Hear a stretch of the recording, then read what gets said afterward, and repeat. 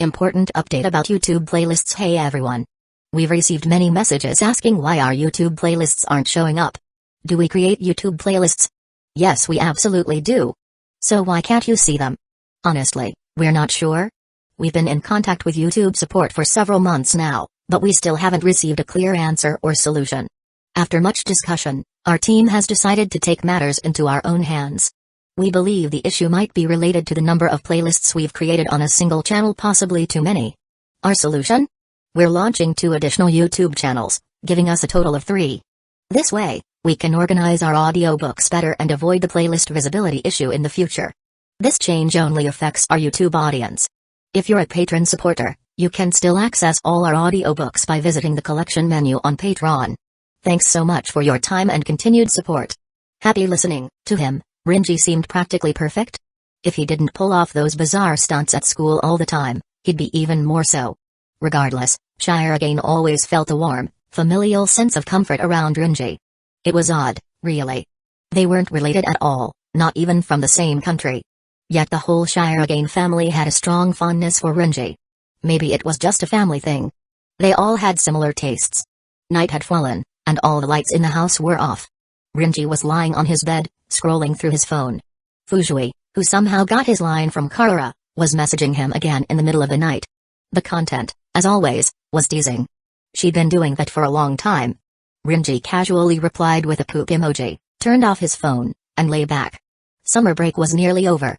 In just a few days, school would start again, and his homework still wasn't done. Well, whatever. There was still time. He'd deal with it tomorrow. Thinking ahead, he figured he'd be facing the new term with a fresh attitude toward student council duties.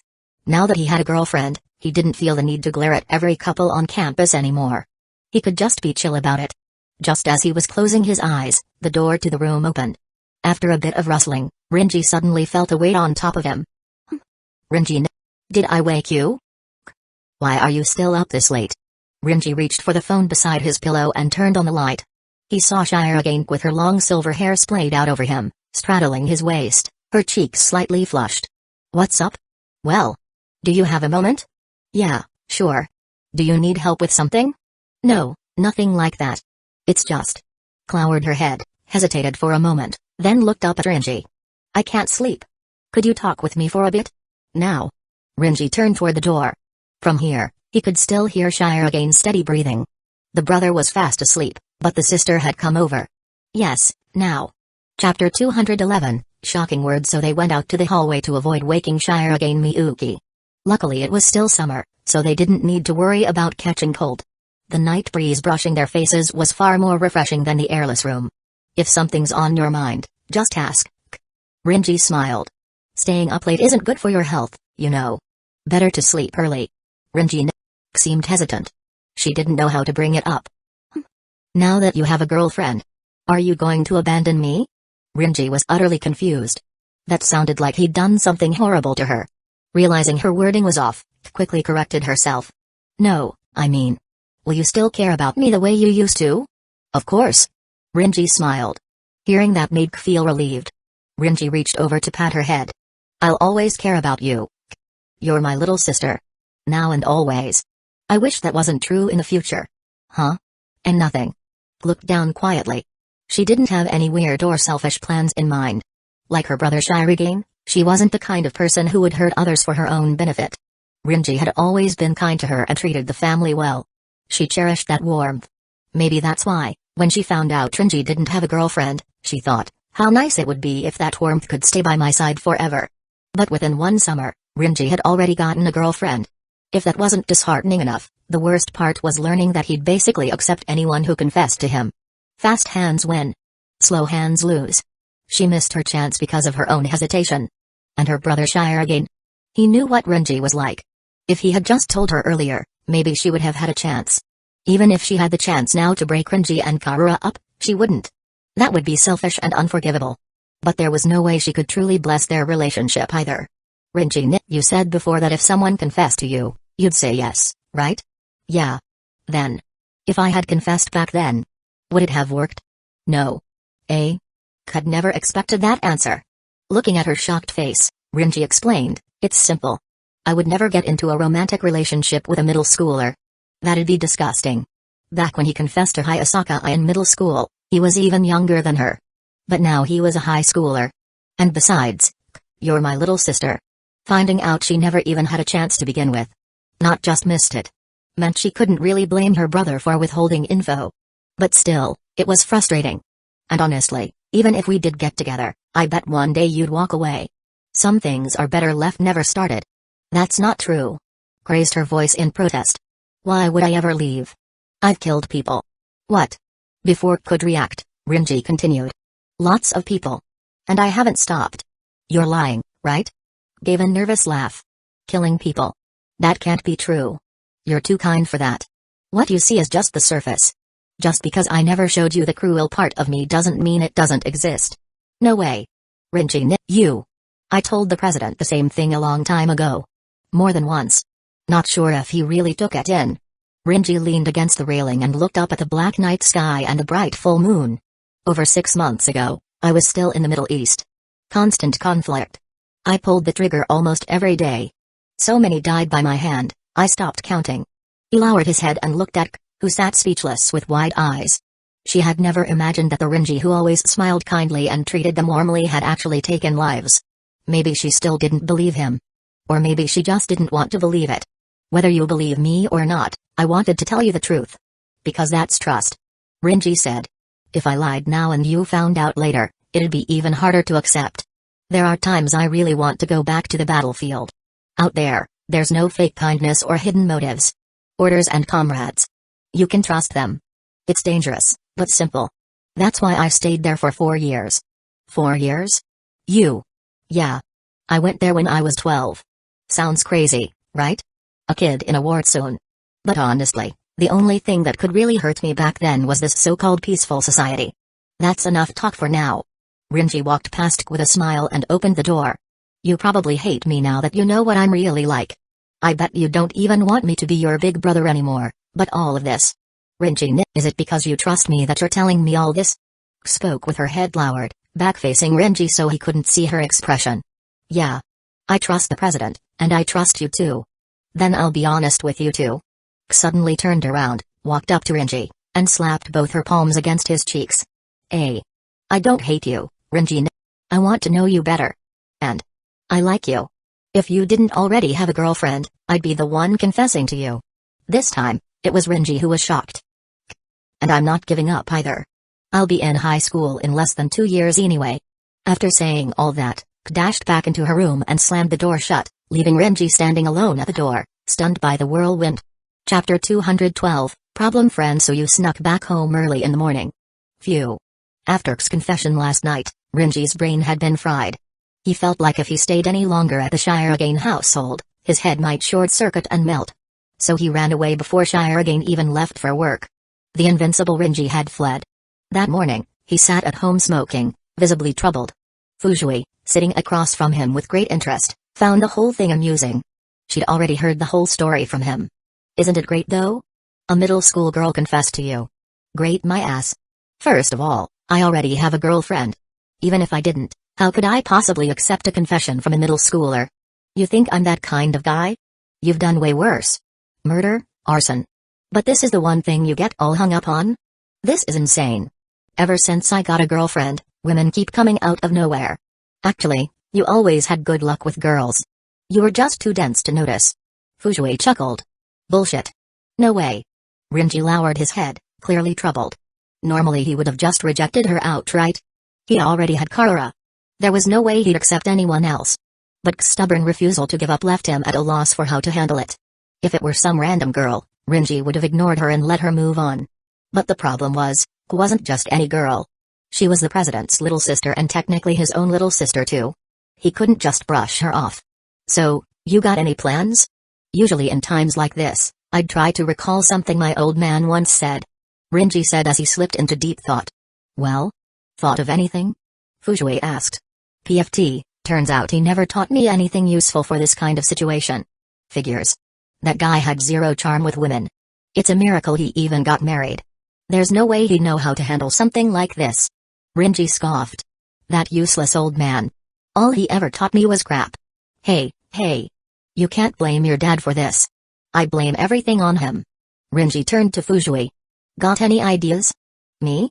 No shit. You think you're staying here for free? Come up with something. Fine. Make her your secret lover. She's the president's little sister. Are you seriously trying to mold me into a scumbag? Don't worry. Karura wouldn't care. And I wouldn't either. I don't give a damn if you care or not. And how could Karura not care if her boyfriend's messing around with other girls after they got together? If you don't believe me, call her and ask. Fujui egged him on. I'm not calling. Rinji's eyes narrowed. You're trying to mess up my relationship with Karura, aren't you? Ahaha, what are you talking about? I'd never do something like that. Fujui waved her hands innocently. What, are you saying I have to break you two up to get a chance myself? I'm just saying Karura really wouldn't care. You're free to mess around. Can't talk with you anymore. Expressionless, Rinji pointed toward the front door. You've already stayed a whole day. Time to leave. Says who? I never agreed to just one day. You want me to throw you out? Wait, don't get violent yet. 1 second. Fujui raised her hand and pulled out her phone, dialing a number. Hi, Karura? I want to stay at Rinji's place for a few more days. That's okay, right? Yeah, but it sounds like he's not on board. Can you talk to him? Then she handed the phone to Rinji. Here. Karura wants to speak with you. Rinji reluctantly took the phone and put it to his ear. Hey, Karura? Rinji, did Fujui make you mad? Not exactly mad. But anyone who blasted me in the head with a .22 subsonic isn't gonna get a warm welcome. Rinji said. Though he said that, he and Fujui had been fairly familiar with each other back then. They weren't exactly enemies. More like problem friends. The kind of friends formed from clashing as two useless noobs. By the way, there's a girl staying at my place. Doesn't that bother you? Bother me? Why? Aren't you worried something might happen? What could happen? Oh, if a fight breaks out, just go easy on Fujui. She doesn't take hits well. Rinji thought Karura might genuinely lack common sense. Sure, he wasn't the most grounded guy either, but even he knew that most couples wouldn't be okay with their partner living under the same roof as another member of the opposite sex. Wait. A thought suddenly occurred to him. Could it be? Karura trusts him? Rinji pulled a tissue from the table and dabbed at tears that hadn't yet fallen, thinking, what a good girl. Then he said, don't worry, Karura. I promise I won't do anything while she's staying here. I'm not even sure what do anything means exactly, but I'll leave Fujui in your hands for now. Yeah, don't worry. Oh, and I'll be back the day after tomorrow. Let's make some babies then. After ending the call, Rinji handed the phone back to Fujui. See? See what? Fine, stay.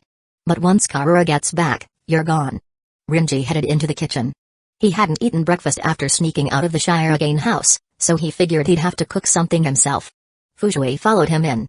I haven't eaten either. Make me something too. You really think this isn't someone else's house? Just mooching off free food. Hee hee. Fujui giggled.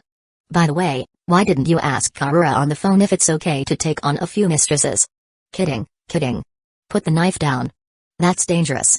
Rinji slammed the kitchen knife onto the table, grabbed Fujui by the collar, and dragged her into the living room. Alright, freeloader. If you wanna stay here, you gotta earn it. Huh? What do I have to do? Smack. Rinji slammed a stack of papers from a nearby cabinet in front of her. Do my summer homework. Chapter 213, Nitrate. This homework's hard. You're already in college. How can you not solve high school level problems? College students forget everything they learned in high school. Completely useless. That's harsh. My main job is being an assassin, remember? Fujui pouted. Like I don't know. You Pure Clan people are all assassins on the side and something else as your main job. Rinji gave her a disdainful look. No way, the world needs that many people killed. And your clan's huge. Exactly. That's why I need to job hunt after graduation. Fujui slumped over the table and turned her head to look at Rinji. I don't want to work anymore. Take care of me. Keep dreaming. Ah. So cold. She pressed her face to the table. From the very beginning, Rinji had thought this woman was a handful. 4 years later, she was worse than ever. I heard Karura confess to you, and you agreed right away? You already know that. That was fast for something free. None of your business. Hee hee. Fujui lifted her head and smiled at Rinji. Well, it makes sense. Karura definitely inherited the Pure Clan traits. She's strong, and she moves fast. Sees a guy she likes, goes after him, and then has his baby. Oh? You probably didn't know. Karura's mom gave birth to her at 18.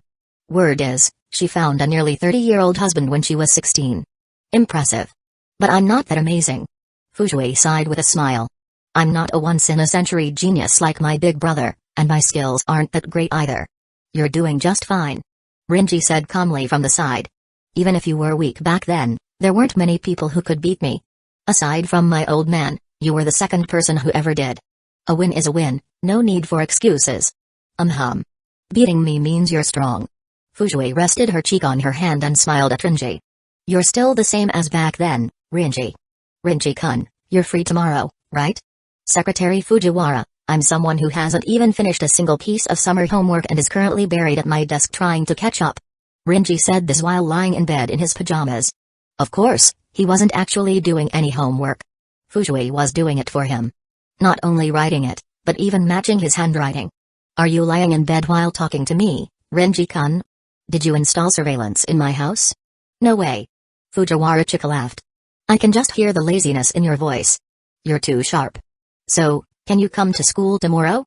It's time to start practicing again, don't you think? What time? 2 p.m., meet in the music room. Alright. After hanging up, Rinji flopped back down on the bed in a big X. All in all, it had been a pretty fulfilling summer break. He'd joined the deadly underground fighting tournament hosted by the Told Man Katahara, fought several decent opponents, earned over 1 trillion yen in funding, acquired a ton of patents and tech, laying the foundation for restarting Amano Pharmaceuticals. He even beat up a bunch of people from the Shinomiya family, including Shinomiya Gan himself. More importantly, he got a girlfriend. Aside from not being able to go to the fireworks festival with the rest of the student council, this summer was practically perfect. Free, I'm no longer that broke kid with just 24 million USD. I'm a rich guy with a girlfriend. Living the dream. Rinji chuckled, turned off the lights, and went to sleep. Late night. A faint noise broke the silence of the empty room. The door to Rinji's bedroom creaked open, and a figure tiptoed inside. Upon spotting the peacefully sleeping Rinji, the figure grinned maliciously, climbed onto the bed, and threw off the blanket. At that moment, Rinji's eyes snapped open. He grabbed the figure's shoulder and flipped them over in a takedown, pinning them to the bed. From under the pillow, he drew a handgun and aimed it at their head. Ah! Shut up. Don't move. Rinji kept the gun aimed at the intruder with one hand while the other patted them down. Even though he'd lived in peace for 6 months, he hadn't let down his guard. Even in sleep, he could instantly react to danger.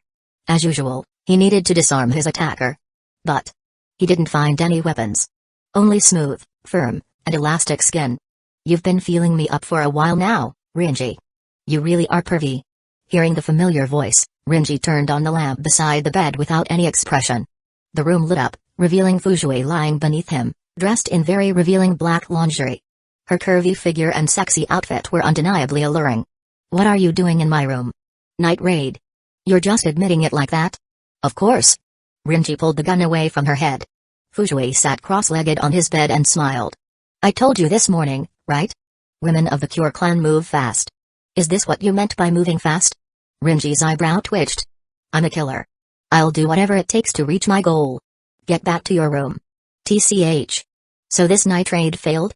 It was never going to work. Never. After kicking Fujue out and sending her back to the guest room, Rinji put the safety back on the gun, tucked it under his pillow, pulled the blanket over himself, and turned off the light again. Humphrey. You think you can tempt a man who already has Karura? Naive. He snorted twice in self-satisfaction, proud of his self-control. Still, he hoped Karura would come back soon. With his girlfriend by his side, even someone as shameless as Fujue wouldn't dare try something like a night raid. That said, he had to admit. Ever since he got a girlfriend, his luck with women had taken a weird, ridiculous turn. He never expected Fujue to be one of them. Chapter 214, Doesn't His Conscience Hurt? From the music room at Shuchin Academy, beautiful melodies flowed out. Rinji stood in the room, eyes closed, playing his violin. The notes he drew were melancholic, with a tender undercurrent woven in. When he finished, he opened his eyes. Secretary Fujiwara, let's go with this piece. I think it'll be perfect for the Hoshin festival at school. Secretary Fujiwara. Are you crying? It's because. Fujiwara wiped her eyes before tears could fall. This piece is just so sad. Is it? I never imagined Rinji-kun could play something so emotionally moving. Fujiwara-chika dabbed her eyes with a handkerchief. Who knew your violin skills were this good? I've told you. I'm a genius. You don't look like one at all. You want a punch, Fujiwara secretary? Rinji placed the sheet music on the piano stand and said, "Anyway, you try playing it now. We'll need to harmonize if we're going to perform together." "Okay." Fujiwara sat at the piano. Her fair, delicate fingers touched the keys, and her usual mischievous expression softened. The always scheming Fujiwara chica showed her most emotional side only when playing piano. At least, that's how Rinji saw it. Fujiwara was quite popular at Shuchin, especially among the boys. After all, she was an extremely cute and beautiful girl. After finishing the whole piece, Fujiwara stood up and let out a breath. "That's a lovely composition. Did you write it, Rinji-kun?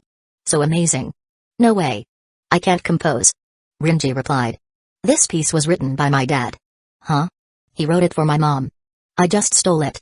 Composing for the one you love. How romantic." Fujiwara beamed. "Your dad must be someone who really understands women." "Yeah, right. I'm pretty sure he came up with this while picking his nose on the toilet." "Geez. You really love dissing your dad, huh?" Fujiwara asked curiously. "Do you two not get along?" "No, we're fine. I just can't stand his shamelessness sometimes." "Like what?" "Like. In a memory. Son, there's something you must never forget." His father stood before a young Rinji, casting a majestic silhouette. A true man is strong and resolute inside. No matter how his appearance changes, people will still feel his aura. That aura of a real man. "Yeah. I get it." Little Rinji stared at his father with sparkling eyes. "That's my boy. I knew you'd understand." His father smiled warmly, lifted him in his arms, and walked back toward the house, calling out as he went, "Mom. I brought little Rinji. Start dressing him in all your pretty clothes." Rinji. End of memory. That bastard. Didn't his conscience hurt when he sold out his own son? Every time he remembered that scene, Rinji felt like grinding his teeth to dust. "Rinji-kun, buy pretty clothes." "You mean?" "Don't ask." "Oh. Anyway, what's past is past. You've got to keep looking forward in life." "You're suddenly acting all philosophical again." Fujiwara stared blankly at Rinji, baffled. "Let's just keep practicing." "All right then." Fujiwara sat back at the piano, while Rinji once again picked up the violin. The two of them began their duet rehearsal. But to be honest, Rinji felt like playing such a romantic piece alongside Fujiwara was somehow a bit of a waste. Less than a week left before school starts. At the Shinomiya estate, Shinomiya Kaguya was lying on her bed in pajamas, rolling back and forth with a bored expression. Even though she had just seen Shirogane Miyuki 2 days ago, she suddenly wanted to be with him again. Since they were student council president and vice president but not in the same class, the only proper way they could spend time together was through the student council. She knew Shirogane was currently working a part-time job. Originally, she planned to visit his workplace during the summer break. In the past, he worked at cafes or restaurants, which were easy to track down. However, Shirogane switched jobs frequently due to the nature of part-time work. By the time she found his location and rushed over, he had already moved on to the next job. And this summer, she couldn't find where he was working at all. "Hayasaka. Kaguya-sama, please don't treat me like Doraemon." Dressed in her maid uniform, Hayasaka sighed as she looked at Kaguya, who was wrapped in a blanket and rolling around on the bed.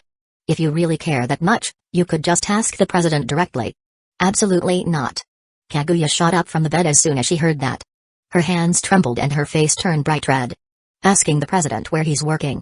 Wouldn't that basically admit that I want to be with him right now? Is this your new brand of foolishness? In any case, I absolutely cannot ask him directly." Kaguya hugged her pillow tightly and began pondering how to find out Shirogane's current job location. "Fujiwara Chika? Pass. That scatterbrained girl wouldn't know even if her life depended on it. All she cared about was where the fun was. Ishigami Yu. Pass. That kid was probably still holed up at home playing his new video games." "Rinji?" Kaguya's eyes lit up. "Right, Rinji is very close to the president. He might know where he's working. But how do I pry the info out of him? If I go myself, he'll probably just insult me again. Maybe it's someone else." At that moment, she turned to look at Hayasaka, who was folding clothes. "Hayasaka. What is it? I'm giving you the day off tomorrow. It's about time you and Rinji made some progress." Kaguya's face turned red again. "And if it's not too much trouble, maybe ask where the president's working. Just out of curiosity. Not that I particularly want to know or anything." Hayasaka replied flatly, "If you don't care, then I won't ask." "I was wrong, Hayasaka, please ask him for me." Chapter 215, Hayasaka meets Karura 2 years ago, the year after Rinji left Japan to join the EU Operations Division. Hayasaka had been deeply worried about his situation. She was afraid the Shinomiya family would do something to him. After all, given what he had done, they would stop at nothing to eliminate him. So Hayasaka used her intel network and even secretly hacked into the computer of one of Kaguya's brothers to investigate Rinji's situation. She uncovered the following information. First, most of Rinji's identity in Japan was fabricated. He wasn't the Chinese American he claimed to be. He was stateless. No records of his birthplace, no parental information. Only his consumption records in Japan could be found. Like someone who had suddenly appeared and might vanish just as easily. Second, Rinji was connected to an organization called DU. Not many people had heard of this group, and its reputation wasn't good. Yet it was so powerful that even countries couldn't deal with it. The Shinomiya family, compared to DU, were like ants. Third, before discovering his connection to DU, the Shinomiya family had attempted to eliminate him by hiring an external force, since they couldn't touch him legally. Both the police and the self-defense forces refused to act, citing all kinds of reasons. The group they hired was an assassination organization known as the Cure Clan, based 500 kilometers outside of Tokyo. Over 100 elite members were dispatched to ambush him in Nikabukuro. The result was obvious. Rinji was still alive and well, and now even had a girlfriend from the Cure Clan. Sigh. Thinking about all this, Hayasaka couldn't help but sigh. She walked through a lively shopping district, dressed in youthful, trendy clothes. An hour earlier, she had messaged Rinji asking if he wanted to hang out. 5 minutes later, he replied, "Come to my place." He included the address. This would be her first time going to Rinji's home. Putting away her phone, she walked toward the address, a faint smile on her lips. Maybe something good would happen. After all, he'd invited her over. Something good would happen. But only for Rinji. Because today just happened to be the day Karura returned to Tokyo, so he had to stay home. In the kitchen, Rinji hummed a tune while stirring food.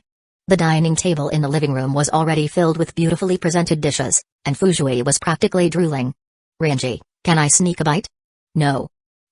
"Eat my ass. This is for Karura. You're only here because she's generous enough to let you stay for dinner. No need to be so harsh. We did sleep together, after all. Watch your words. All you did was crawl into my bed in the middle of the night and get thrown out. We don't have that kind of relationship." Rinji plated the food from the pot and carried it over, glaring sharply at Fujui. "You try saying crap like that in front of Karura and I'll twist your head off and stuff it in a fish before launching it with explosives. There you go again. Always with the scary threats." Fujui waved her hand dismissively, completely unfazed. Rinji sighed. He really didn't know what to do with this annoying friend. Still, compared to the utterly chaotic Fujiwara Chika, Fujui was tolerable. "Aren't you going to check on your brother? Word is he lost badly." Karura gave him daily updates on the Kengan Annihilation tournament. In the quarterfinals, Raiyan faced Takata Oma and got absolutely wrecked. The Cure Clan's once-in-a-century genius lost to Rinji, and then to Oma. His mental state was probably in shambles. "No need to worry about my brother. As long as he's not dead, it's fine." "What a filial sister you are," Rinji said sarcastically. As if remembering something, Fujui suddenly asked, "By the way, didn't you invite a girl over today? Who is she?" "Hayasaka. She asked me out to eat, but I had to wait for Karura, so I invited her over instead." While washing dishes at the sink, Rinji added, "She was kind of my first love." "Oh." Fujui immediately perked up. "Your first love and your current girlfriend coming to your place at the same time? Sounds juicy. But why didn't you tell Karura about it?" "You think I didn't?" Rinji smirked and pulled out his phone. "I already told her I was coming and explained everything between us. I only invited her after getting Karura's permission. At this rate, you're gonna become one of those whipped husbands." Fujui gave Rinji a strange look. "If you end up being controlled by your wife, and Karura's not even the type to be controlling, your marriage is probably going to be tragic." "Are you cursing me?" "I wouldn't dare. This should be the place." Hayasaka looked at her phone. The navigation app had brought her to the foot of Rinji's apartment building. It was her first time visiting his home, so she was understandably nervous. She entered the building and rode the elevator up. It stopped on the 10th floor. As soon as she got out, she spotted a nearby door with a nameplate reading Rinji. She approached and was about to ring the doorbell when ding. The elevator behind her opened again. Out stepped a beautiful girl with long black hair and black sclera. The moment she saw her, Hayasaka recognized her. It was Karura, the girlfriend Rinji had once posted about on his social feed. Huh? Karura also noticed Hayasaka. Right in front of Rinji's door, the two girls locked eyes. Chapter 216, No More Acting, Let's Lay It All Out Awkward. Unbearably awkward. When Hayasaka last met Rinji, he said his girlfriend was still away on a trip. She hadn't expected to run into her here, right in front of his home. After the initial shock, Hayasaka began to calm down. Stay calm. She shouldn't know who I really am. If I leave now. You're Hayasaka, right? Karura smiled. Rinji told me about you. Well, so much for that. Hayasaka felt a tangle of emotions. Running into Rinji's current girlfriend unexpectedly had her wishing she could disappear. And the fact that Karura knew her name meant she probably also knew what had happened between them. Karura was from the Cure clan. Don't let her cute appearance fool you. They were all killers. If she got angry and lashed out, Hayasaka might very well die on the spot. Oh. So you're the girlfriend Rinji posted about? I've heard of you. Hayasaka instantly switched into her bubbly JKJR schoolgirl persona. I see. Nice to meet you, Karura greeted her with a light smile. From the get-go, calling her by such a familiar nickname left Hayasaka feeling a bit unsure about this girl. Still, she decided to retreat for now and revisit this later if the chance came up. You're here for Rinji, right? I won't get in the way then. Smiling, Hayasaka waved and tried to walk past Karura to head down the elevator. Click. Just before she could press the button, Karura suddenly reached out and grabbed Hayasaka's wrist. You're here for Rinji too, aren't you? Hayasaka's eyes flicked away guiltily. Let's go in together. Without giving Hayasaka a chance to respond, Karura took her by the arm and pressed the doorbell to Rinji's room. Ding dong. Hayasaka, wait. Click. The door opened, and there stood Rinji in an apron. He saw Karura holding onto Hayasaka's arm. Oh, Karura, you're here. And I too? Did you run into each other outside? Yeah, kind of. Rinji.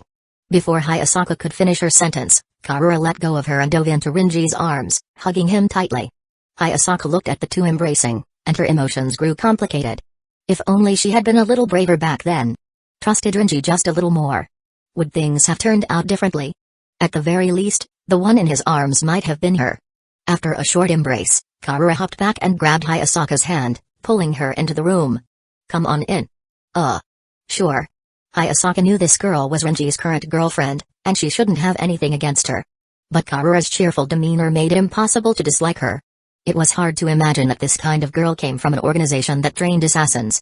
You two came at the right time. I just finished cooking. Rinji led them to the dining table, which was laid out with a variety of delicious-looking dishes. As the somewhat awkward Hayasaka sat down, Fujui, who had been hiding in the room earlier, finally walked out. Oh, Karura, you're here. Finally, we can eat. Hayasaka. Who's this now? She ran through her mental data. Rinji's girlfriend was Karura. Then who was this older woman, clearly a few years older to Karura? The black's clear meant she was also from the Cure clan. Was she a relative of Karura's? Also, Karura only just arrived today, which meant this woman had been living here before. Was Karura really okay with her boyfriend living with another woman? With those questions swirling in her mind, Hayasaka turned to look at Karura. Here, Rinji. Karura was feeding Rinji with her chopsticks. Forget it. I'm not watching anymore. Though Hayasaka didn't resent Karura, being lured in and then watching this kind of scene gave her a headache. Ms. Cure. Just call me Karura. Karura smiled. Fujui also has the surname Cure. Using surnames will just confuse things. Okay. Karura. Hayasaka asked, are you also studying in Tokyo? Yup. I go to high school in Shibuya. Shibuya, huh?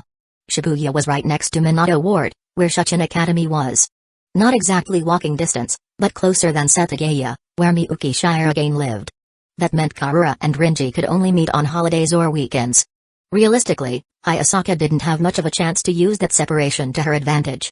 Even though they both attended Shuchin, Hayasaka was in second year and Rinji was in first year. They were in different buildings. It wasn't like they could bump into each other at any time. Even Kaguya Shinomiya and Miyuki Shirogane, who were in the same grade, usually only met in the student council room. Ryuju Momo could use club activities as an excuse to spend time with Rinji, but Hayasaka, she didn't really have a way in. She had already pushed herself to the limit with the few invitations she'd extended. Hayasaka wasn't the kind of girl who easily invited others out. Watching Rinji and Karura laugh and chat so happily, Hayasaka lowered her head. Maybe this was one of those one wrong step ruins everything situations. Dinner didn't last long. After everyone finished eating, Rinji went to the kitchen to wash the dishes. And dragged the lazy Fujui in with him. Hayasaka sat on the sofa in a daze. Despite feeling a bit depressed during the meal, she hadn't stopped thinking.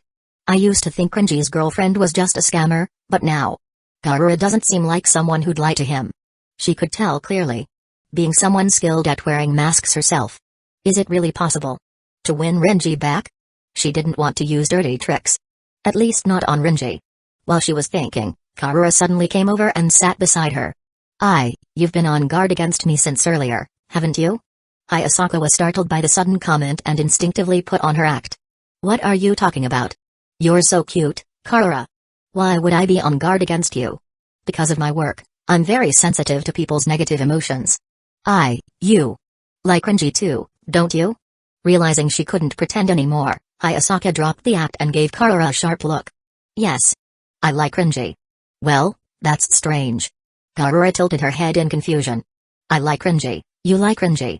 Shouldn't we be friends with the same interest? Why be on guard? Hayasaka was at a loss for words. Chapter 217, I'll be the one to take your first kiss. To be honest, Hayasaka couldn't make sense of Karura's thought process. In normal relationships, if a third party liked the same person, they'd be seen as a rival. Or even an enemy. But the way Garuda spoke, it was as if having a boyfriend was like sharing a hobby. Having the same hobby made them companions. That logic might work for anime or music. But not for love. Karura, why do you like Renji? Hayasaka asked cautiously. Because he's strong. Super strong. Karura replied excitedly, her expression glowing as if she were bragging about a treasured item to a friend. I first saw him on the Kengan ship. He beat dozens of fighters by himself, and that's when I decided. I wanted to have his children. Children? Yeah.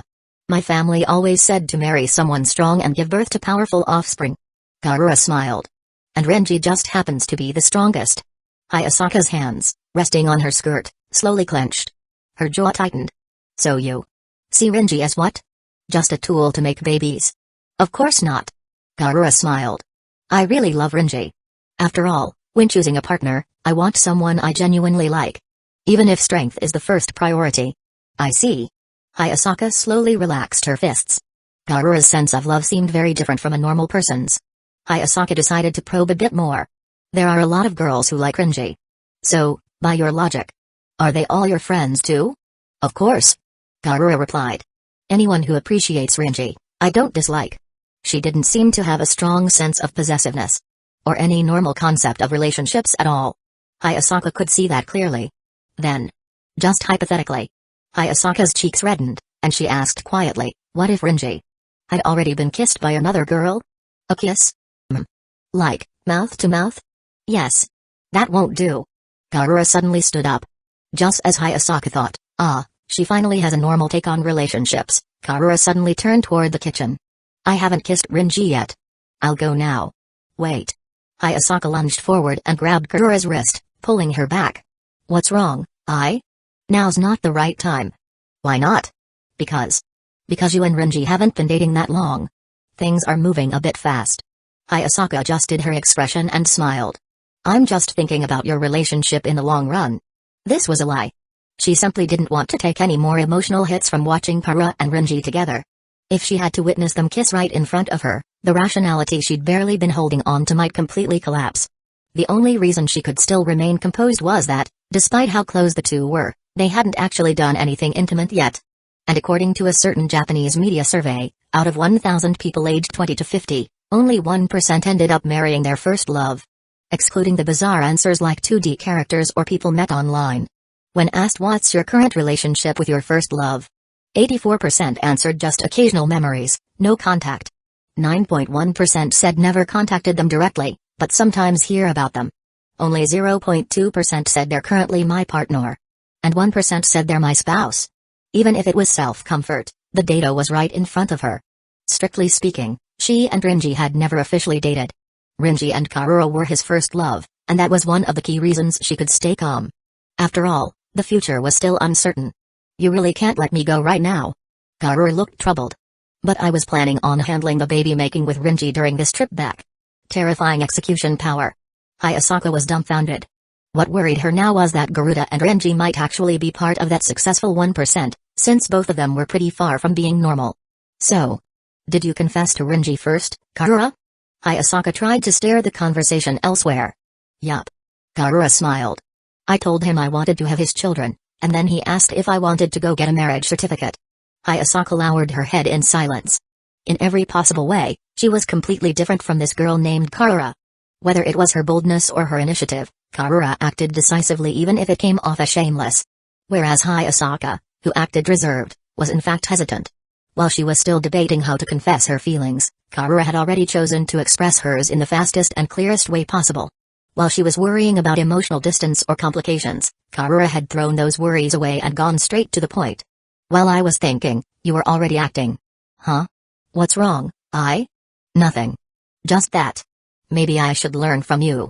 Hayasaka smiled. Deep inside, she had made her decision. When Rinji finished washing the dishes and came out, Hayasaka was already putting on her shoes, ready to leave. You heading out? Yeah. She turned and smiled. Walk me out? For some reason, Rinji felt like something had changed in her presence. If you want to ask Karura first, I'm sure she'll be okay with it. Hayasaka said as she looked toward Karura. Right? Yup. Karura smiled and nodded. Well then. Rinji put on his shoes and walked out with Hayasaka. Neither of them spoke in the elevator. It wasn't until they reached the front of the apartment building that Hayasaka suddenly asked, by the way, Rinji, do you know where President Shirogane works part-time? At Dainapon Bank. I got him that job. Rinji replied. Why are you asking? A certain tsundere young lady at home needs the info. Just don't tell her it came from me. This maid sold out her mistress without hesitation. I see. So Shinomiya does have feelings for the president. If she were just a little more honest, things would be a lot simpler. Rinji said with a smirk. Yeah. If only she were more honest. Hayasaka murmured and suddenly stepped closer to Rinji. He flinched and instinctively stepped back, only to find himself against the wall. You really like Karura, don't you, Rinji? Yeah. She's a wonderful girl. I think so too. She's so likable that I can't bring myself to hate her. She's incredibly tolerant. Hayasaka said with a soft laugh. And really straightforward. That's what you like about her, right? I plan to learn from her. As expected of you, You understand me. Hearing Hayasaka praise Karura, Rinji nodded earnestly. She really is amazing, especially the part where she confessed to you first? I guess so. Rinji could tell. Hayasaka was acting a little different today. Hayasaka gave a slight smile, took out a pack of cigarettes, and held it up in front of Rinji. You're still the same. You never let your guard down around me. Rinji reached for his pocket and realized his own pack of cigarettes was gone. Just as he was frozen in confusion, Hayasaka leaned in close and gently lifted his chin with her fingers. She got you because she was decisive. That's what I need to learn. Right or wrong. I won't let hesitation leave me with regrets again. What? Before he could react, Hayasaka's lips pressed against his. It was their first kiss. For both of them. A few seconds later, their lips parted. Hayasaka took a few steps back, looked at the stunned Rinji, and touched the corner of her mouth. No matter what choice you make, I won't hesitate anymore. Your first kiss belongs to me now. With that, she turned and jogged off into the distance. As for Rinji, he was still frozen in place. Chapter 218, about the president becoming a bank manager. Hey, why have you been looking half dead ever since you got back?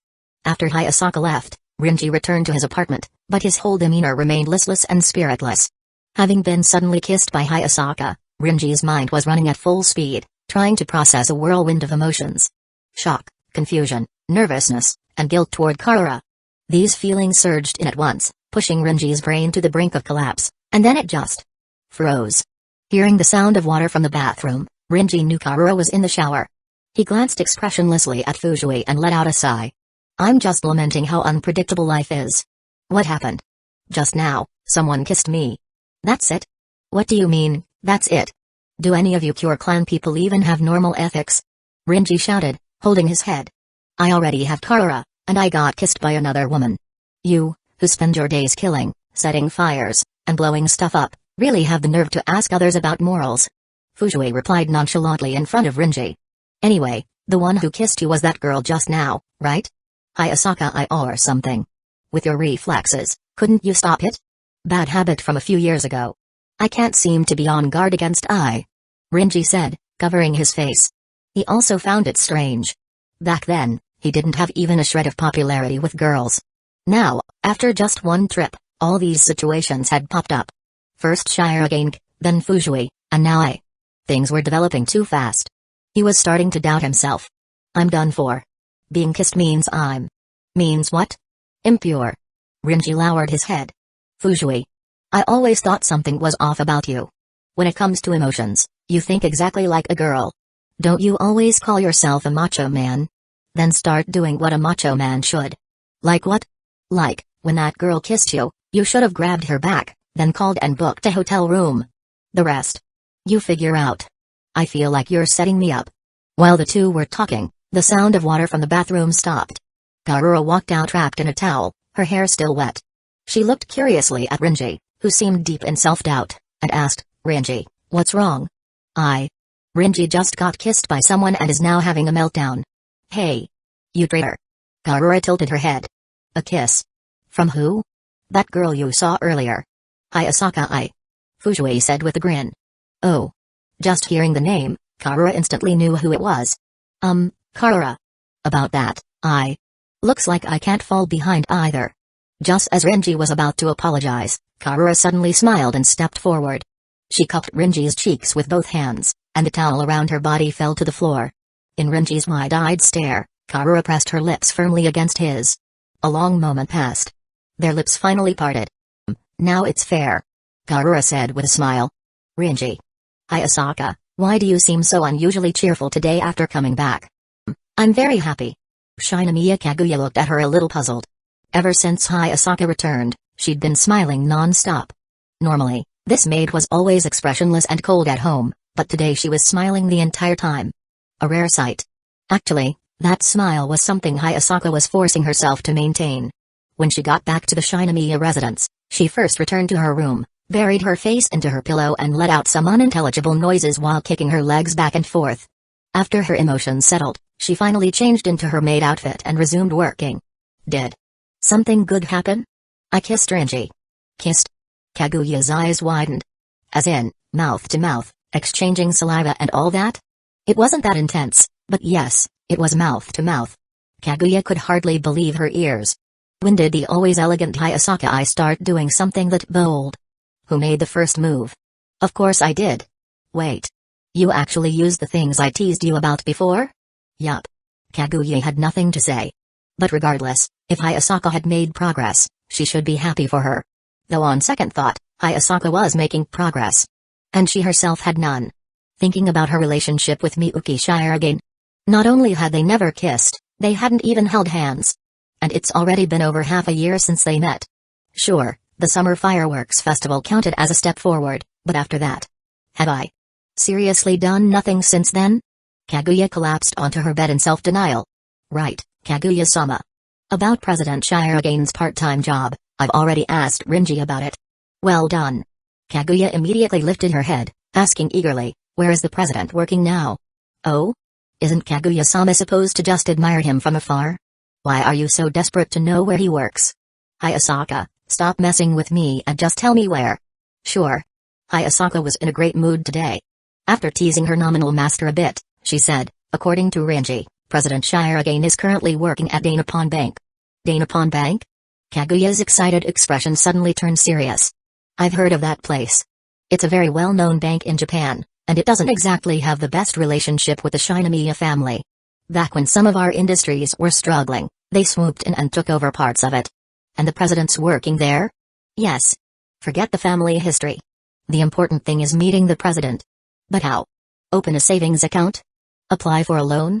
I don't think those reasons will get you a meeting with him. Huh? Why not? Take a look at this first. Hayasaka handed her phone to Kaguya. The screen showed a news article, high schooler becomes acting branch manager of Dainapon Bank, what's behind this unprecedented appointment? At the bottom was a photo of Miyuki Shirogane in a suit. He really does look handsome in a suit, especially that look in his eyes. Wait. Kaguya snatched the phone and shouted. Why is the president the acting branch manager? Exactly, Kaguya-sama. Hayasaka said calmly. If you want to meet him, you'll have to make an appointment. Trying to stage a coincidental encounter would require you to be managing a multi-billion-yen project. Otherwise, how would you get in? Chapter 219, Drive a Tiger to Swallow a Wolf. Since Karura came back earlier, the final match on Ganru Island was probably still ongoing. The banquet would be held tomorrow after the conclusion of the tournament. Meanwhile, Today was also Miyuki Shiragene's 9th day as acting branch manager. Just one more day, and he could wrap up that title and return to being a normal Shuchin student. With the burden easing off, Shiragane could finally relax a little. Thankfully, nothing major had happened during his tenure. Of course, while he was relaxing, Kaguya was in full-on panic mode. Why? Why did this happen?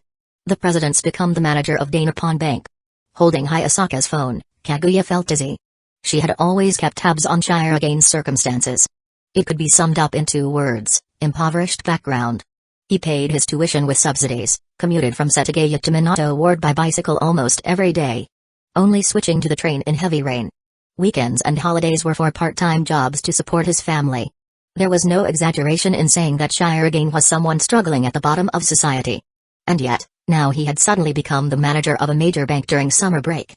That was such a drastic change it made Kaguya question whether the world had turned upside down. They say Renji helped introduce him to the job. Who introduces someone to be a branch manager? Believe it or not, that's the current situation. Since when can branch manager be a part-time position? Kaguya suddenly went quiet. She was starting to realize the power behind Renji might be more terrifying than she thought. If someone could casually arrange for a high school student to be appointed manager of a major bank, even her father, Shinomiya Genin, the head of the Shinomiya family, probably couldn't pull that off. Looking at the photo of Shiragane as manager on the phone, Kaguya felt conflicted. Part of her was happy. Shiragane's current status could be considered on par with her father's. If the two of them ever did end up together, she might finally have the strength to confront her family. But his sudden success also made her a little afraid. At school, she had always been the top heiress of the powerful Shinomiya family, a rare genius. She naturally felt superior to her classmates. That sense of superiority was what allowed her to maintain her pride in front of Shiragane. She always thought she was better than him in every way, and that since he didn't have anyone else better in his life, he'd eventually confess to her. But now, Shiragane stood at a much higher place. And with that came a realization.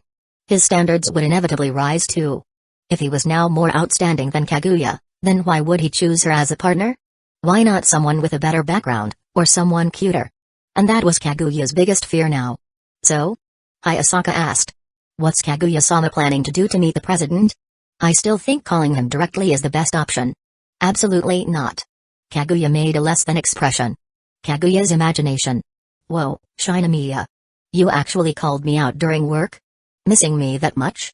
Shiragane smirked at her, as her face flushed red. Looks like a lonely girl trying to act cutesy with her boyfriend. Ugh. What a cute little thing. End imagination. That's exactly what would happen. Hayasaka. Any other method, please? Hayasaka, Kaguya-sama, the more someone hesitates, the more likely unexpected things will happen. That's something I've learned in my short life. Then what should I do? Kaguya was completely flustered by the situation. How about this? You pretend to shop near Dainapon Bank, around the time President Shiragane gets off work. That way, you can happen to run into him. Yes, that does sound workable. But just as Kaguya was starting to feel hopeful, Hayasaka added, President Shiragane usually gets picked up by a private car after work. Even if you go, you might only get a glimpse of him. There won't be time for a proper follow-up. Kaguya lowered her head in frustration. Damn it. Why did Renji have to give him that job? Even if you blame Renji, it won't change anything. He did it for the president's future. That job experience will look incredible on Shiragane's resume. I wouldn't blame him. He is clearly helping the president. That much is obvious. Kaguya sighed. Renji was the one who had dragged the Shinomiya main house into flames and caused the deaths of many. But within the student council, she knew Renji was a reliable ally. Kaguya had no right of succession within the Shinomiya family. Only her 3 older brothers were in line. Her aging father meant she could only maintain her position by aligning with one of them. And those 3 saw her as little more than excess. A disposable tool. If she relied on one of them, her future would be under their control. Whether she and the president had a future at all was a big question mark. But with Renji around, at least she wouldn't have to worry about that. To Kaguya, Renji was more friend than foe. At least Renji can protect me. Kaguya-sama, there's something I must remind you of. Hayasaka suddenly said. What's wrong? Don't even think about setting one evil against another. That rarely ends well, said Hayasaka calmly. Also, don't lead Renji into danger. If you do, even I won't forgive you. This was probably the harshest thing Hayasaka had ever said to Kaguya since they met. Chapter 220, School begins, Renji. I'll come by again this weekend. Sure, you're always welcome. It was time for school to start again. Garura's school and Renji's started at nearly the same time, so naturally, it was time for her to return to her place.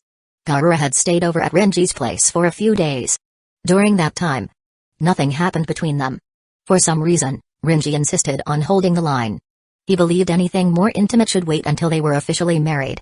This rather conservative mindset, at least from the perspective of Japanese youth, had been mocked more than once by Fujui.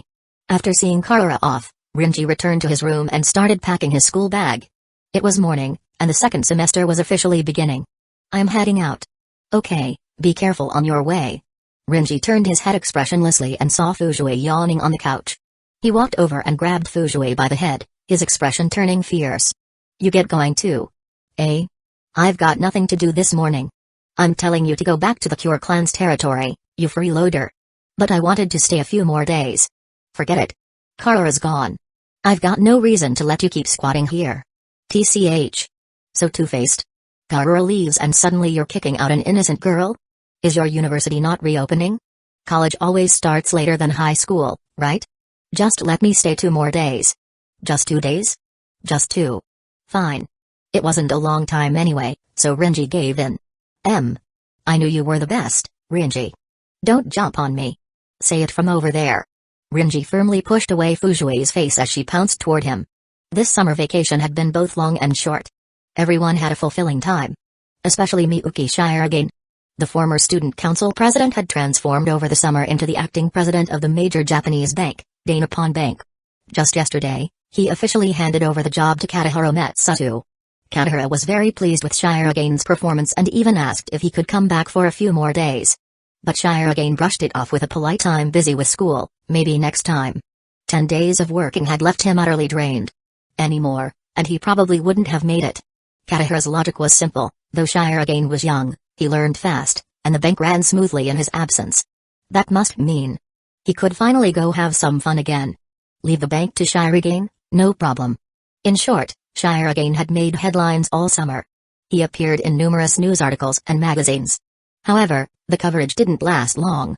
During the summer, Shirogane had mentioned to Renji that he didn't want too much public exposure. It had mostly been idle complaining. Shirogane just didn't want his studies disrupted. But Renji took it seriously. Within 2 days, all follow-up reports vanished. So did the reporters. Not that they died. Renji just saw their potential and sent them off to Africa. He believed dedicated media professionals would make great war correspondents. As of now, Shirogane's family hadn't been exposed. Still, even the short coverage gave him a newfound sense of authority at school. When he entered the campus, students instinctively moved aside, clearing a path for him. In their eyes, he was a king. Shirogane walked calmly through the corridor. Though the admiration in his classmates' eyes was obvious, he remained expressionless on the outside. But inside, damn, I'm amazing. I'm way too popular. He was thrilled. He was doing everything he could not to burst out laughing. In this kind of situation, maybe Kaguya will finally confess to me. I mean, I'm incredible now. His thoughts drifted, but to others, it looked like he was deep in political contemplation. Good morning, President. Good morning, Renji. Walking down the hallway, Shirogane greeted Renji with a rare smile. He knew his current achievements weren't just his own. They were thanks to this Kuhai. Thanks for your help. It was nothing. Renji replied with a smile. This was all due to your own effort. I just gave a little push. You haven't changed at all. Shirogane quietly took note of the debt he owed. See you at the student council meeting. Yeah. After they parted ways, Renji headed toward the first-year building. Ishigami Yu joined him along the way. First thing he asked was, Renji, did you finish the summer homework? Yeah. Let me copy it when we get to class. I've still got a few pages left. Sure, just make sure Ino doesn't see it. Got it. As they walked side by side, Ishigami asked, so, I've been wondering. Has anything changed since you got a girlfriend? Nothing major, but some weird things have happened. Renji walked thoughtfully. Like what? Like suddenly a bunch of girls seem to like me. Not sure if it's my imagination. That sounds like a gal game or a manga plot. Ishigami gave Renji a weird look. You know, one of those harem stories where a totally average guy suddenly meets a beautiful girl, then realizes every girl around him likes him too. Class rep, childhood friend, little sister, you name it. Then his life turns into a rom-com. It's lame. That's just fiction, though. No way it happens in real life. Of course it's fiction. Only exists in fantasies. Ishigami laughed. Rinji was still kind of feared by classmates because of a violent incident last semester. But as soon as they entered the classroom, a bunch of classmates suddenly swarmed Rinji. Rinji, wanna have lunch together today? Rinji, we're going to karaoke after school. Wanna come? Rinji. Seeing this crowd, including several girls, surrounding Rinji, both he and Ishigami went silent. Chapter 221, a student with assets over $1 trillion. At this point, it was obvious, Rinji was popular now. Last semester, people tried to stay away from him. They didn't treat him badly, but no one wanted to hang around a guy known for breaking someone's leg. But now, they were actively seeking him out. Even Ishigami, just a bystander, felt something was off. Rinji. You're seriously popular now. Ishigami looked at Rinji in disbelief. Yeah. This is weird. You've officially become a normie. Rinji had to admit it. Ever since he got a girlfriend, he had become visibly more popular. Not only were there more girls around, but even his classmates treated him better. After brushing off the enthusiastic crowd, Rinji went to his seat, dropped his bag, and handed some of his homework to Ishigami. Hurry up and copy. Ino's probably checking dress codes at the gate. Right. Ishigami grabbed Rinji's homework and started copying frantically. Luckily, he'd already done most of it at home, or he wouldn't finish in time. By the way, Rinji, do you have any idea what's going on? None at all. Rinji said. The only major thing over the break was meeting my girlfriend. Everything else was trivial. Your classmates seem super friendly. I noticed. Rinji rubbed his forehead, eyes growing sharp. It feels like there's some kind of hidden conspiracy. Like they're luring me out to ambush me with gunfire or poisoning my food with cyanide at lunch. You've got a dangerous imagination. Ishigami sweat dropped. He was used to Rinji's wild ideas, though. Just then, a girl's voice came from the front row. Rinji, do you really not remember what you did during the break? Rinji looked up. It was a pretty blonde girl sitting diagonally in front of him. As for the girl's name, Rinji honestly couldn't remember. Her name's Onodera. Ishigami whispered in his ear. Onodera Ray. We've been in the same class for an entire semester, and you still don't know your classmates' names? Minor characters aren't worth taking up my brain storage. Rinji looked at the girl named Onodera Ray again. What did I do over summer? I wasn't even in Tokyo. I know that. Onodera's expression didn't change. She simply said, a few days ago, my family asked me if someone named Hakumin Renji was in my class. I told them yes, and then my dad told me to try and build a good relationship with you. I'm guessing a lot of other classmates heard the same thing from their families. I don't remember doing anything noteworthy over summer. Really? Onodera raised an eyebrow.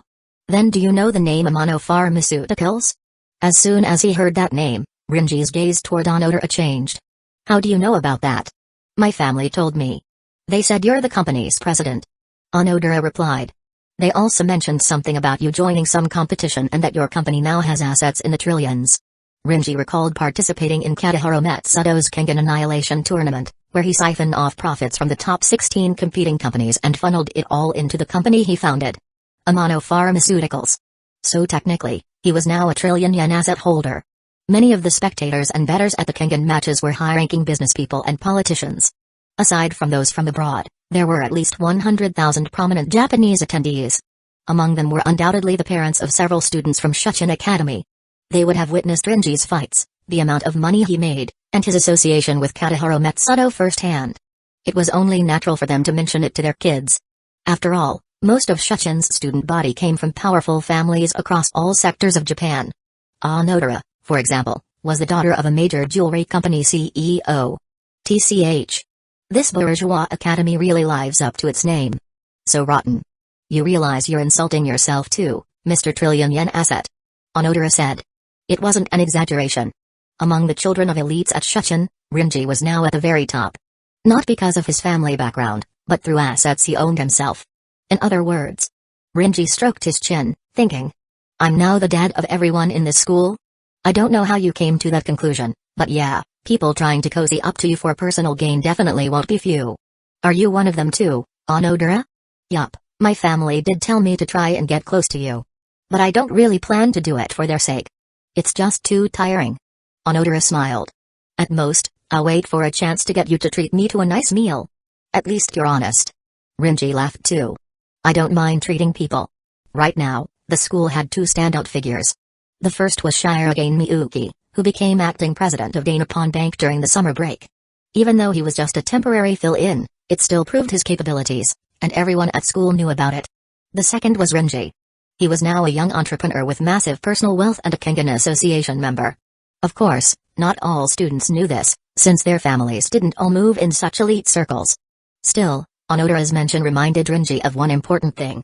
Even though the company had received huge capital injections, it hadn't actually produced anything yet. A pharmaceutical company with no products and relying only on Kengan prize money was not sustainable. It was time to start doing real business. I can't just leave trillions in assets to Amano-san's kids. That'd be too irresponsible. I need to make sure it's at least a stable, profitable company. Chapter 222, Showing Off at Lunchtime, Renji and Ishigami ignored their clingy classmates and headed to the student council room. Eating lunch in the council room had basically become an unspoken rule for the members. When they opened the door, they saw Shirogane Miyuki sitting on the reception couch. Kaguya Shinomiya and Chika Fujiwara weren't there yet. Instead, there was a student with dyed hair and an earring. Ishigami, and Renji, you're here? Yeah. Good afternoon, President. They sat on the sofa. Ishigami opened his bento box, while Renji, as always, unwrapped a red bin bun for lunch. President. Renji turned to Shirogane and asked, do we need to recalculate this quarter's club funding? OB donations haven't arrived yet. No rush on that. Got it. Renji nodded and then glanced at the smiling boy with the dyed hair. Who's this flashy guy? Eh? Renji, you already forgot me? The boy put on a mock-hurt face, then scratched his head and grinned. I came to you for advice before. Tanuma Tsubasa. Oh, it's you. Indeed, it was Tanuma Tsubasa, who had once consulted the student council about how to date his classmate, Kashiwagi Nagisa. That was about 3 months ago. Thanks to you and the president, I was able to get a girlfriend. Tanuma beamed at both of them. Renji, oh, no problem. Shirogane. It's fine. But wait. How did you change so much in just one summer? Before the break, Tanuma was a shy, ordinary guy. Now he had earrings and dyed hair. He had clearly gone through a transformation. Not just in appearance. His tone and behavior were more flamboyant now. Eh? Did I change? I don't think so. Tanuma casually brushed his dyed hair. President, you're the real star. Everyone in class has been talking about how you became a bank president. No. It's nothing. Shirogane glanced at Renji, sighed, and asked, so, what did you come here to talk about today? Love advice. Love advice? Yup. I think of you as a romance guru. Looking at the cheerful Tanuma, Shirogane couldn't tell what sort of romantic problem he might have. Ishigami stood up with his bento. I'll go eat somewhere else if it's gonna be a love talk. No, you stay. The more the merrier. Ishigami reluctantly sat back down. But his sharp eyes made it clear. He had figured it out. Tanuma came here just to show off. That bastard got a girlfriend and now wanted to flaunt it. This behavior was exactly like Renji's. Shirogane stayed seated and watched the new version of Tanuma with narrowed eyes. He cleared his throat. So, what kind of advice do you need? You and Nagisa spent a lot of time together over break, right? Everything going smoothly? Smooth. Tanuma rubbed the back of his head and put on a smug smile. It went okay. How do I put it? The summer flew by, and our relationship is going really well. He grinned again. So now I'm wondering what to do next. That's why I came to you. Snap. Shirogane and Ishigami both felt something break inside. They realized it. This bastard was 100% here just to brag. Ishigami whispered to Shirogane, President, can I punch him? That smug face is just begging to be hit. Calm down, Ishigami. Shirogane really wanted to strangle the guy with the tissue roll on the table, but he told himself to stay composed. President, this guy came here just to kill all us singles. Let's take him out first. Chill out. Look at Renji. Even someone who used to tell people to break up is staying calm. If he can do it, so can you. They both looked at Renji. He had his head lowered, expression hidden. Then he looked up at Tanuma with a calm and serene smile. Yeah, I get what you're saying. Ishigami, President, did you forget? Renji has a girlfriend now. He's already one of them. A filthy traitor. Shirogane, eh? No way. He stared at Renji, whose face was like a monk's. Peaceful and kind. Renji smiled at Tanuma and said, Congrats, Tanuma. Being happy with your girlfriend is a wonderful thing. Ha ha ha, I knew you'd understand. Of course. In the student council room, The two who had girlfriends were chatting excitedly, while the two single guys sat in silence. They couldn't get a word in. Rinji and Tanuma's smug, love-filled expressions were causing real damage. "President, let's retreat," Ishigami whispered. "We're being hunted by two relationship-flexing normies." "Let's wait a bit longer," Shirogane replied calmly. With how smug Tanuma's acting, Rinji will probably snap soon anyway. Huh? The scene returned to the two happily chatting boys. Summer break was really fulfilling. "Holding hands with my girlfriend while watching the sunset was amazing," Rinji said with a smile. "Holding hands, huh? That's nice. Did you go further? Like, kiss?" "Well, kind of." Rinji recalled the time he got surprise kissed by Karura. "How many times?" "Once." "Just that?" "Yeah. What else did you expect?" Seeing Tanuma Tsubasa's exaggeratedly surprised expression, Rinji looked confused. "Nothing. Just, no other progress?" "Huh? We already kissed. What more do you want?"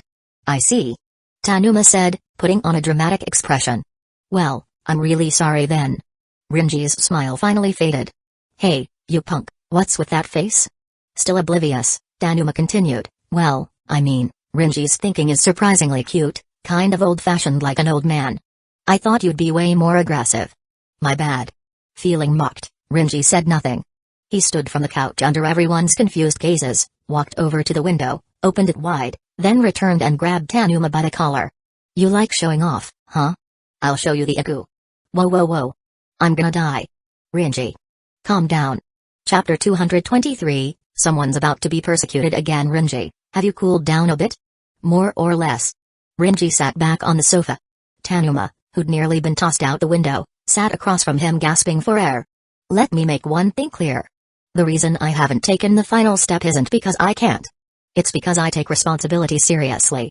"Lightweights like you wouldn't get that," Rinji said righteously. "Why yeah.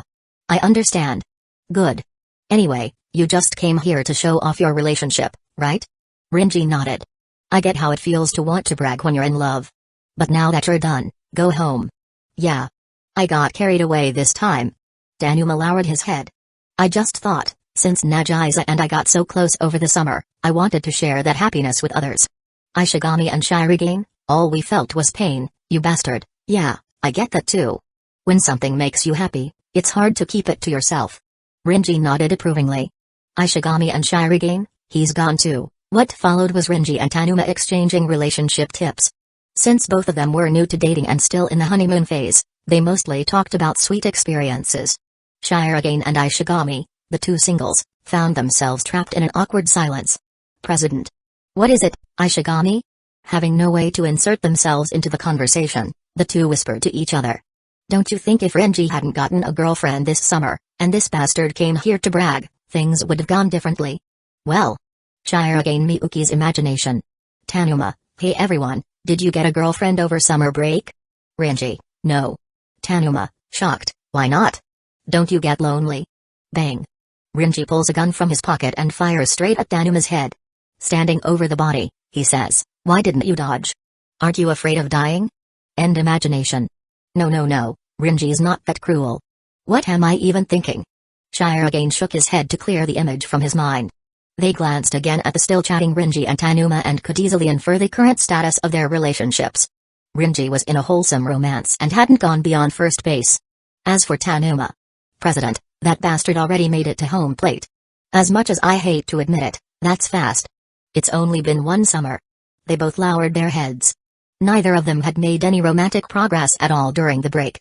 Shirogane at least spent 10 days as a bank president and expanded his network, so he didn't come away empty-handed. Ishigami, though, had just spent the whole summer playing video games. It was fun, sure, but if every summer break kept going like that, the gap between them would become painfully obvious in a few years. "Ah, feels good to get that all out." Tanuma leaned back into the couch and laughed.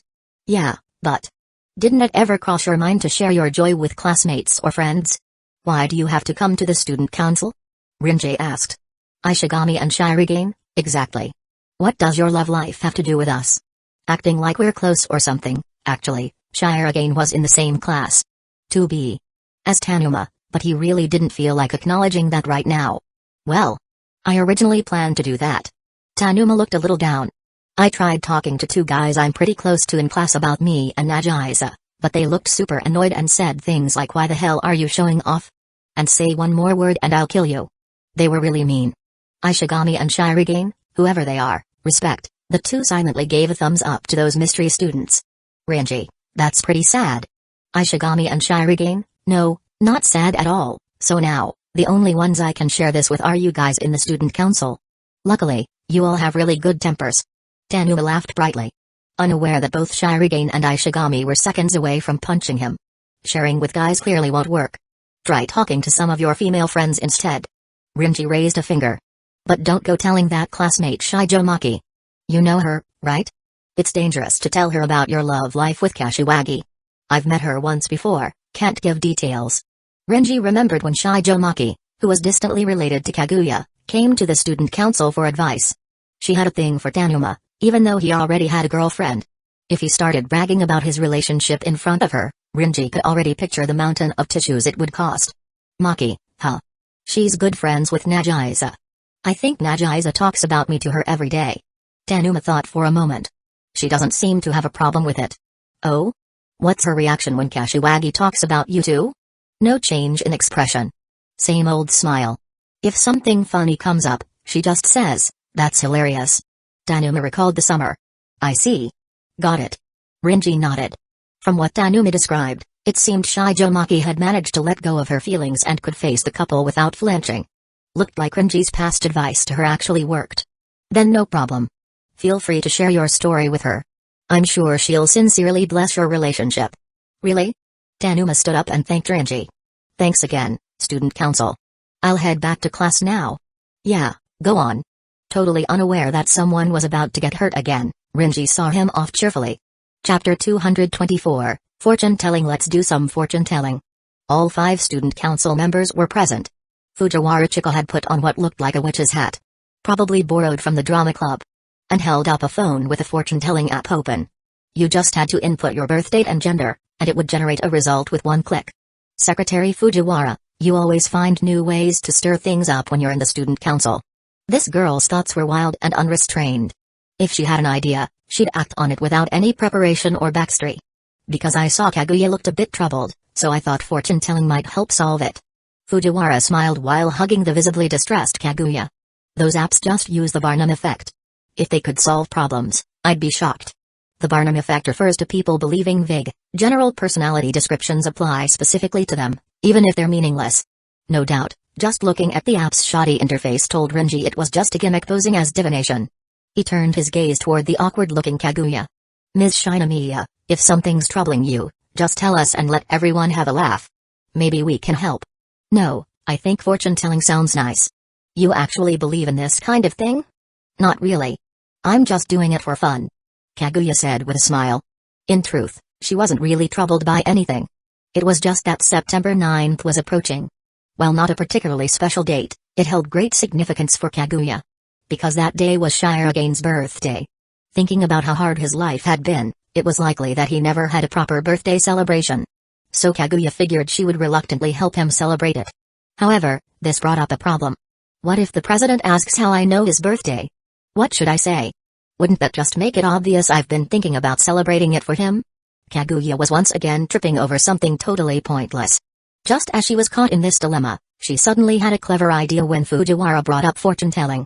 As long as everyone said their birthdays in order, then when Shirogane said his, everyone would naturally realize it was coming up. That way, she could help celebrate his birthday without getting her hands dirty. Renji, want to give it a try? I'll pass. It looks dumb. Don't say that. Fujiwara circled around and clapped her hand on Renji's shoulder. Just say your birth date. Let's see what everyone gets. You just find this amusing. Exactly. Fine. Renji figured he'd humor her and get it over with. February 29th. Renji, be serious. I am being serious. It's not a leap year right now. Fujiwara protested. Renji is 16, right? For someone born on February 29th, they'd have to be born in a leap year. 16 years ago wasn't a leap year. TCH, your brain works fast when it comes to this stuff. So just tell the truth. It really is February 29th. What year were you born? 2032. Forget it. Next. Fujiwara gave up on trying to get the truth out of Renji and turned to the others. My birthday is January 1st. Kaguya said with a smile. Fujiwara already knew her birth year, so after entering the info into the app, the result popped up right away. Kaguya is like Alexandrite. A gemstone bearing the name of a king. You're someone with a strong sense of pride. This gemstone changes color depending on the environment, and you too can become either an angel or a devil.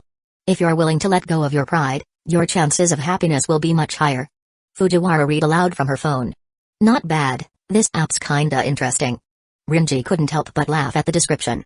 From the zombie face back then to the current goofy look. Definitely an environmental influence. Couldn't you say something nicer? That was nice. I was originally going to say die mother face. It was true that Kaguya once had a nice queen period where she gave off a very unapproachable vibe. At least now she was more of an elegant lady. She didn't expect Rinji to ever say anything decent anyway. Rinji, interested now? Then hurry up and give me your real birthday. I already did. Rinji's face was deadpan. TCH. Rinji, you're no fun. Seeing he wasn't going to tell the truth, Fujiwara simply input her own birth date into the app. It says I'm like the flame of a candle. Melting eyes bit by bit, warming others while burning myself. It symbolizes love and self-sacrifice. If I pour out my love without hesitation, my wishes will come true. Secretary Fujiwara, please don't look so enchanted by that fortune. I think even the Barnum effect would struggle to explain this. Rinji instantly tore it down without mercy. Eh? Are you saying love and self-sacrifice don't describe me? At least I don't see it, Secretary Fujiwara. Humphrey, that's just because you don't know me well enough. People who know me think I'm exactly like that. She pulled Kaguya close. Right, Kaguya. Right. A very half-hearted answer. Kaguya turned away and looked at Fujiwara with a smile that seemed more like she was staring at a bug. Rinji, tell me your real birthday, or we won't be able to celebrate it when the time comes. I told you. It's February 29th. I have a birthday once every 4 years. Next one's in 2 years. Stubborn, aren't you? Fujiwara boredly typed in the obviously fake date Rinji gave. February 29th, 2032. Oh, here it is. Rinji is a man like a nuclear bomb. His very presence is intimidating. Dangerous, but also gives people a sense of safety. Ha ha ha, yeah right. Rinji's usual dumb expression doesn't match this at all. You're totally right. Chapter 225, Wrong Answer President, when's your birthday? I'm not playing. Eh? When Fujiwara asked Shirogane about his birthday, he uncharacteristically refused to play along. Didn't Takuman say it earlier? Fortune-telling like this is just the Barnum effect. It's all nonsense. Well, you can't say that. Seeing that Shirogane wouldn't play, Kaguya panicked. If he didn't reveal his birthday, then she wouldn't have a way to celebrate it. Even though she remembered it, she couldn't bring it up herself. Otherwise, it would look like she'd been treasuring the one time Shirogane never mentioned it to her. Which basically equaled having a crush. Kaguya always found herself obsessing over the weirdest things. It was her nature. The president's birthday. Rinji lifted his head, thinking. I think the president told me before. It might have been. Yes. Rinji, just say it already. Kaguya, calm on the outside, was screaming inside, urging him to blurt it out. I think it's Sept. Rinji. Before he could finish, Shirogane cut in. Don't say it. I don't want to play this game. Oh, then I won't. Say it, damn it. Kaguya was internally blowing up again. If Rinji had just said it, she could have skipped so many steps, but now he suddenly clammed up. It was frustrating. She also didn't understand why Shirogane had stopped him. Rinji, what day is the president's birthday again? December 32nd. Stop messing around. There's no 13th month or 32nd day. The president told me not to say it, and I always keep my mouth shut. With Rinji not cooperating, Kaguya had no choice but to approach Shirogane again. She had to get him to say his birthday himself. President, it's okay to play sometimes. It's just a birthday. Shirogane, who had been signing documents, put down his pen and said, Didn't I tell you my birthday before, Kaguya? Seems like your memory isn't that great. Rinji remembers. Of course I remember. Don't make it sound like I'm worse than Rinji. Your birthday is September 9th, blood type O, birth weight 2,118 grams. Kaguya had data even Shirogane didn't remember. It was terrifying. President, why are you so against it? Fujiwara asked. It's just for fun. I said I'm not playing. Shirogane replied firmly. In truth, Shirogane had tried this app once himself. It was popular among young people. His results said his personality was pure silver. Unlike his appearance, he was soft and easily swayed inside. Then he checked compatibility. His September 9th birthday and Kaguya's January 1st got a compatibility of 50%. A very awkward number. The app even added, the bond between these two will be hindered by their pride. If they can't handle it well, it'll fall apart. Only by letting go of pride can they succeed. That 50% hit him hard, and he refused to touch the app ever again. He dismissed fortune-telling as nonsense and trickery, but deep down, he believed it more than anyone. But to Kaguya, this looked like total non-cooperation. Why? Come on, he's not acting like someone who wants me to celebrate his birthday. And I even pre-ordered the cake. She'd started prepping for his birthday half a month in advance. Just as she was fuming, Shirogane muttered softly to himself. I absolutely can't say it. Though the voice was low, Kaguya caught it. Her mind instantly started spinning. Absolutely can't say it? Why? Is there some reason he can't tell others his birthday? Could it be? Kaguya's eyes lit up. Does he only want me to celebrate his birthday? That's why he won't say it in front of the others? Wrong. He just didn't want her to see the fortune. He was still haunted by that 50%. But Kaguya's mind was still turning over the fortune-telling topic. He hasn't said his birthday this whole time, and he even looks annoyed. Could it be that he thinks I've forgotten his birthday? What a handful he is. She eventually came to one conclusion: Miyuki Shirogane wanted her to celebrate his birthday alone with him.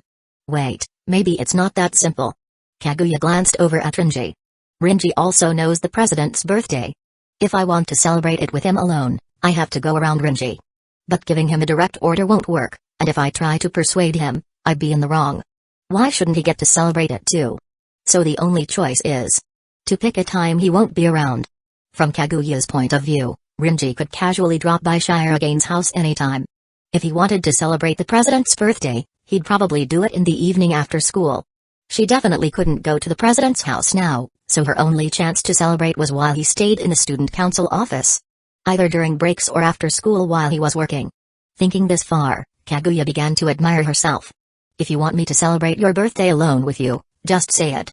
Not knowing how to endure is really immature, you know. She was starting to feel lightheaded from her own imagination. But that's fine. It's only once a year. Being a little selfish is allowed.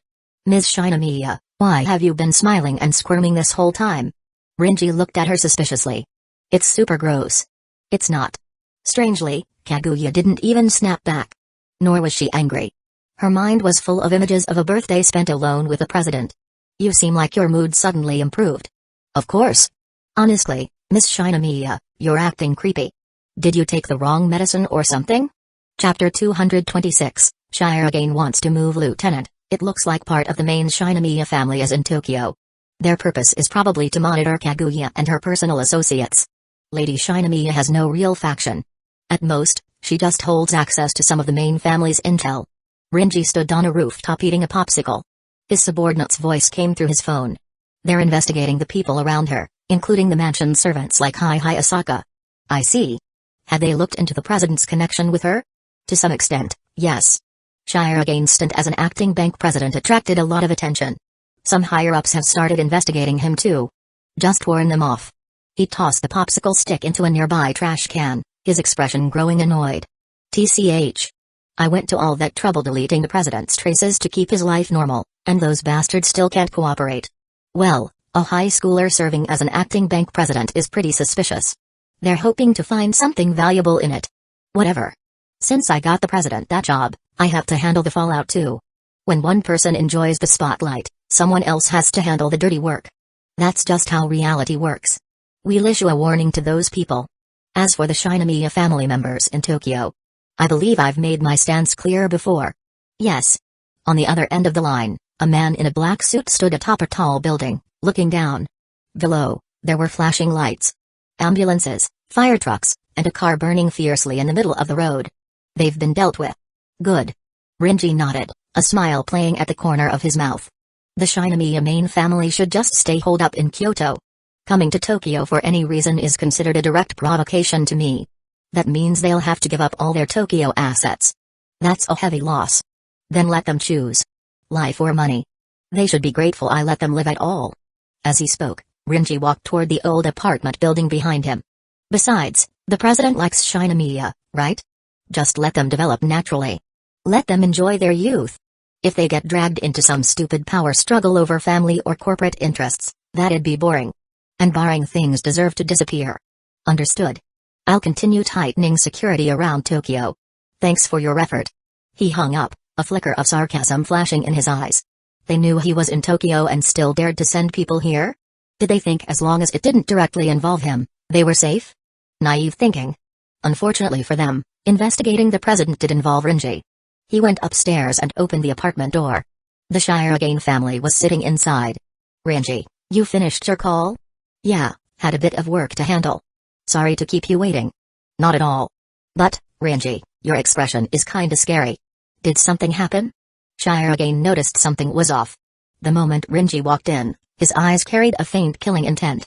Oh, just more family crap. I told you before, right? I've got a long-standing feud with the Shinomiya family. Now that they're acting up again, I need to hit back a little.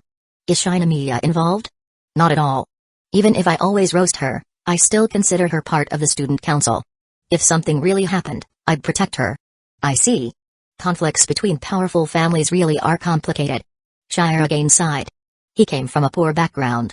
Naturally, he had no involvement in the struggles between elite families. But he knew that if he wanted to be with Kaguya, the family barrier was unavoidable. Complicated doesn't even begin to cover it. People die over this stuff. Eh? Maybe you don't know, but the Shinomiya family had infighting years ago. Main house versus branch families. There were real deaths. And between you and them, there were deaths too. One of my uncles committed suicide. The Shinomiyas paid a price for that. This is how cycles of hatred begin. I'll uproot the Shinomiya family completely someday. The room fell into a heavy silence. Renji, weren't you visiting today to talk about us moving? Shirogane's dad suddenly changed the subject. Oh, right. That's what we're here for. Renji had come over today because the Shirogane family wanted to discuss something with him. After Shirogane spent 10 days as acting bank president, he received a salary. Based on the profits during those 10 days, Katahiro Metsudo extracted a portion and gave it to him as compensation. And that 10-day paycheck? It was worth more than 10 years of part-time work for the whole family. With that windfall, the family calmed down and began considering a move. Their current place was way too cramped. Miyuki and K shared a room, their dad slept in the living room, and when Renji visited, he had to crash in the living room too. It was clearly not a long-term setup. So they decided to move and wanted Renji's advice. They really did treat Renji like family. K thought for a moment and said, Renji, is there any place for rent near your apartment? Near mine. Actually, there's a place on the floor below me that's vacant. If you're interested, you can move in. What about the rent? Not bad. With what old man Katahara paid you, you could live there for 15 years. Then how about we move there? We'd be neighbors with Renji, K suggested. It's in a good area and close to school. And more importantly, right next to Renji's place. Perfect for drop-ins. Yeah, that's a pretty good idea. I guess it works. Shirogane agreed after thinking it over. He might have to quit his old part-time job due to the distance, but he could just find one nearby. If you're worried about that, I can arrange something for you. Wouldn't that be too much trouble? Of course not. Renji smiled. Because it's my company. Huh? Chapter 227, the so-called gift Kaguya-sama. Is this the cake you prepared for President Shirogane? Yup. It took me so much effort. Looking at Shinomiya Kaguya, who practically radiated innocence from head to toe, and at the three-tier cake in front of her, Hayasaka fell into deep thought. When exactly did her young lady turn into such an airhead? To celebrate someone's birthday, she actually had a wedding cake custom-made. What on earth was going through her head? The more she looked at the three-tier cake, the more embarrassed she felt. Hayasaka decided to keep her mouth shut. After all, if anything went wrong, it would just be her young lady embarrassing herself. It had nothing to do with her. Hayasaka, what kind of gift do boys usually like to receive on their birthdays? A graphics card. Huh? In my experience, boys all seem to like that. Hayasaka replied expressionlessly. What is that? Forget it. There's no point explaining it to someone who doesn't know the first thing about computers. Hayasaka sighed. What's important is the thought behind it. You've never given a boy a birthday gift? Of course not. Not even Renji? Not even him. Renji's birthday is February 29th. That only comes once every 4 years in a leap year. This year isn't a leap year, and neither was 4 years ago. That's really his birthday. Yep. Hayasaka said. February 29th, 2032. You actually believe that?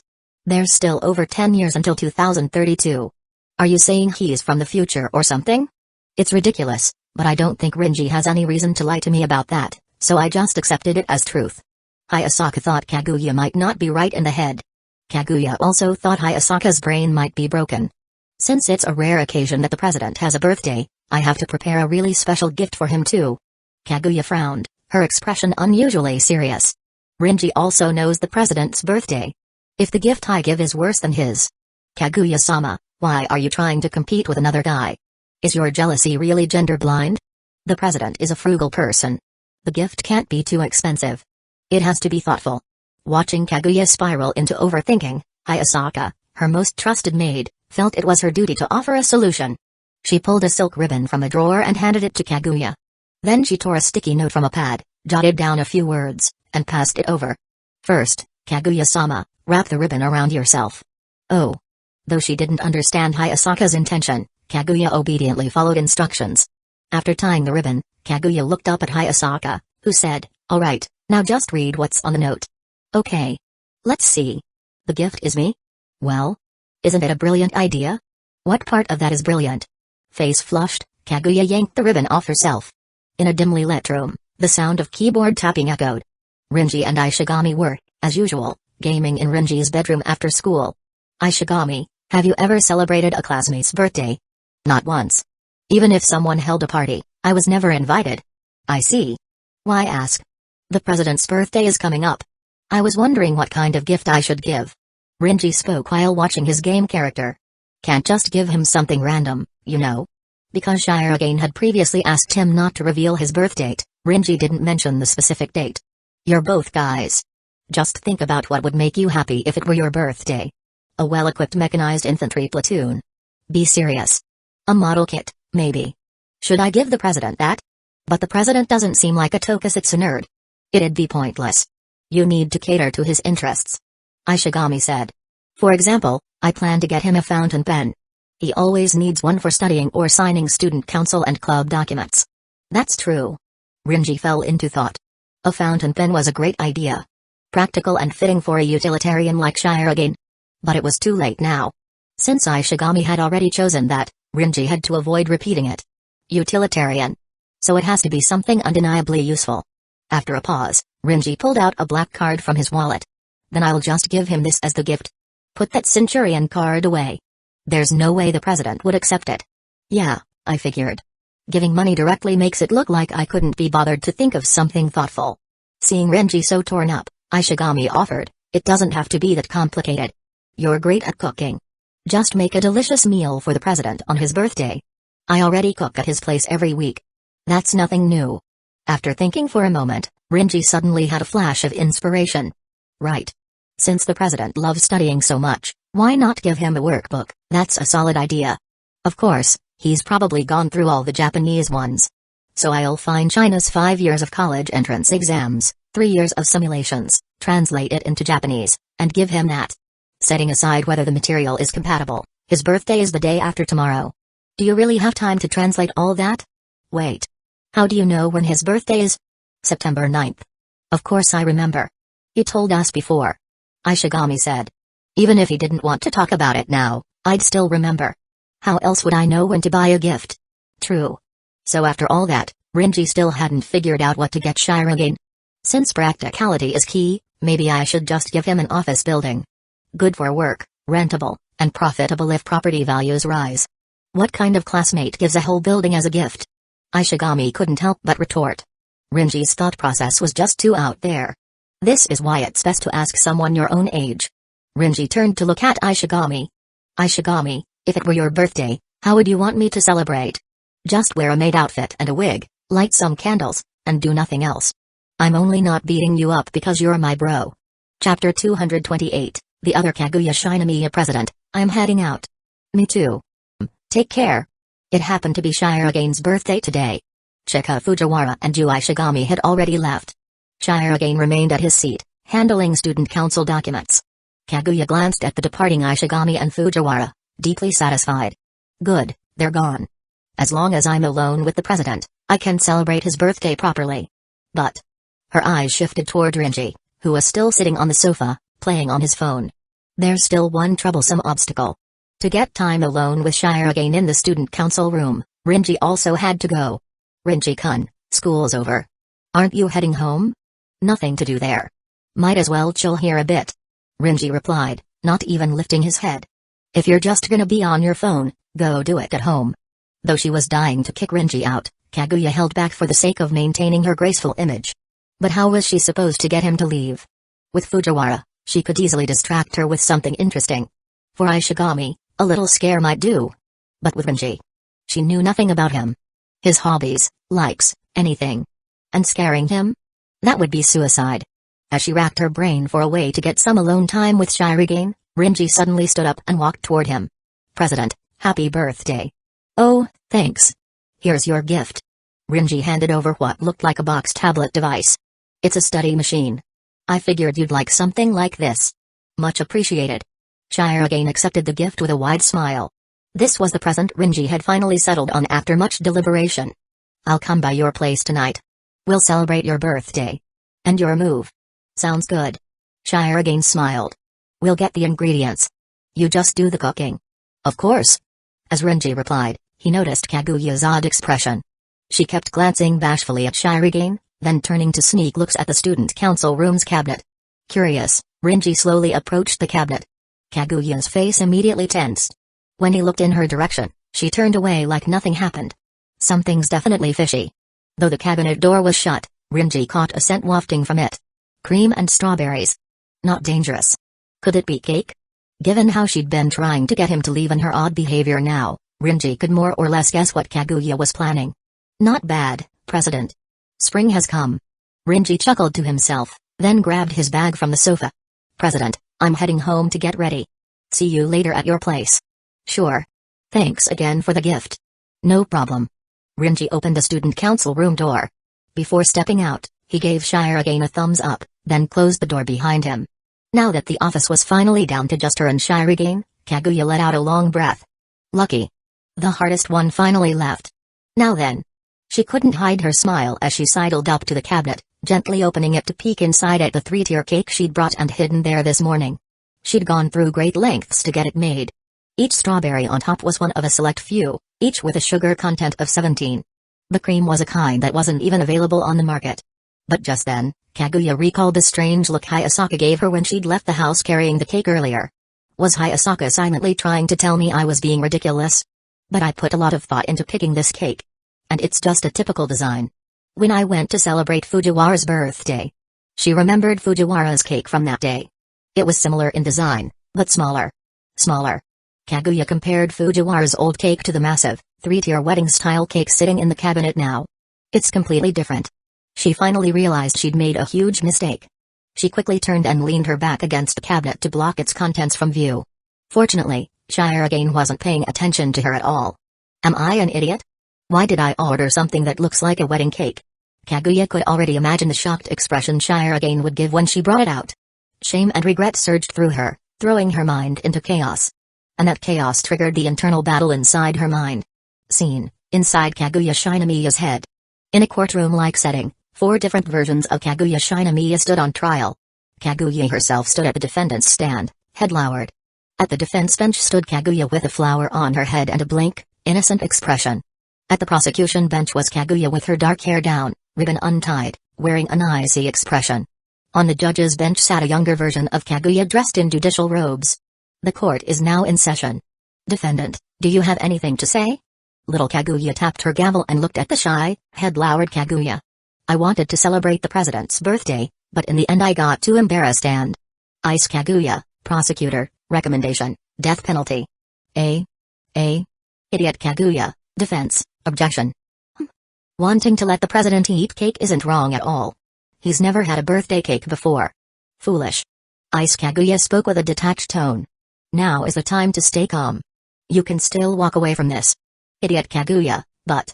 anyone would be happy if someone celebrated their birthday for them, right? Ice Kaguya, even if it means enduring the shame?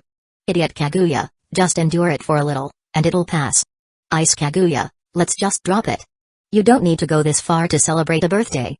2 conflicting thoughts began to argue in Kaguya's mind. Chapter 229, Kaguya Shinomiya's internal trial. Kaguya Shinomiya was a girl with heavy emotional armor. This mental mask protected her under the pressure of the Shinomiya family, but as a result, multiple personalities developed within her. This internal trial was her different selves arguing to determine how the real her should act. The debate continued. Ice Kaguya, cold and aloof, stared at the defendant. Kaguya's true self. Utterly laughable. What kind of thought process leads to preparing a cake like that? You're right. Kaguya's true self hung her head in guilt. She hadn't lifted her head once since the trial began. But still. Idiot Kaguya objected. If the president can eat cake, he'll definitely be happy. Kaguya's true self. You're not wrong. Make the president happy? That's exactly the problem. Ice Kaguya remained expressionless as she addressed both Idiot Kaguya and the main Kaguya. Have you forgotten our goal? Our goal? To make Miyuki Shirogane confess. To make that man surrender to us completely. That's our mission. At those words, the real Kaguya suddenly snapped back to reality. Right. That's why I've been doing all this. To make the president confess. There's no reason for me to try to please him. Objection. Idiot Kaguya yelled. Huh? The answer is obvious. Huh? Kaguya's true self didn't understand what she meant. But Idiot Kaguya now wore the expression of a love-struck girl. Because you love the president? Absolutely not. She could never admit to liking the president. Not even in front of a version of herself. I only wanted to celebrate his birthday to make him confess to me. Eh? Is that really true? Idiot Kaguya looked confused. You want to see the president happy, right? Talking with him makes you happy, doesn't it? Just having him nearby warms your heart. You can't fake that. Because we are you. Every word struck Kaguya's true self silent, her face turning increasingly red. So don't worry about all that. Just go and celebrate the president's birthday properly. Hey, newbie. Ice Kaguya cut in, her voice icy. We are direct descendants of the Shinomiya family. Commanding others is family tradition. Going out of our way to please others is forbidden. Exactly. That's how it is. Kaguya's true self finally found an excuse to escape the embarrassment.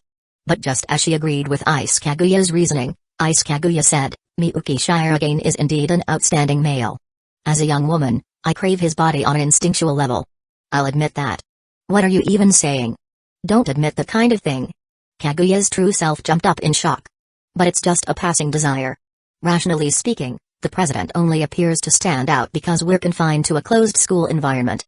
Logically, he's not even more capable than Takumen Rinji. Ice Kaguya stated coldly. Once we graduate and enter society, we'll meet many more capable men. Am I wrong? Kaguya's true self was silent for a while before murmuring, right. This is just a game, not real love. Even if the president really confessed to me one day, That's not true at all. Idiot Kaguya slammed the table and shouted.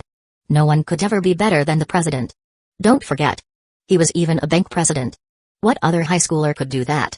Ice Kaguya, that was just a job Takumen Rinji arranged for him. Do you really think the president accomplished that on his own? Why are you always defending Rinji?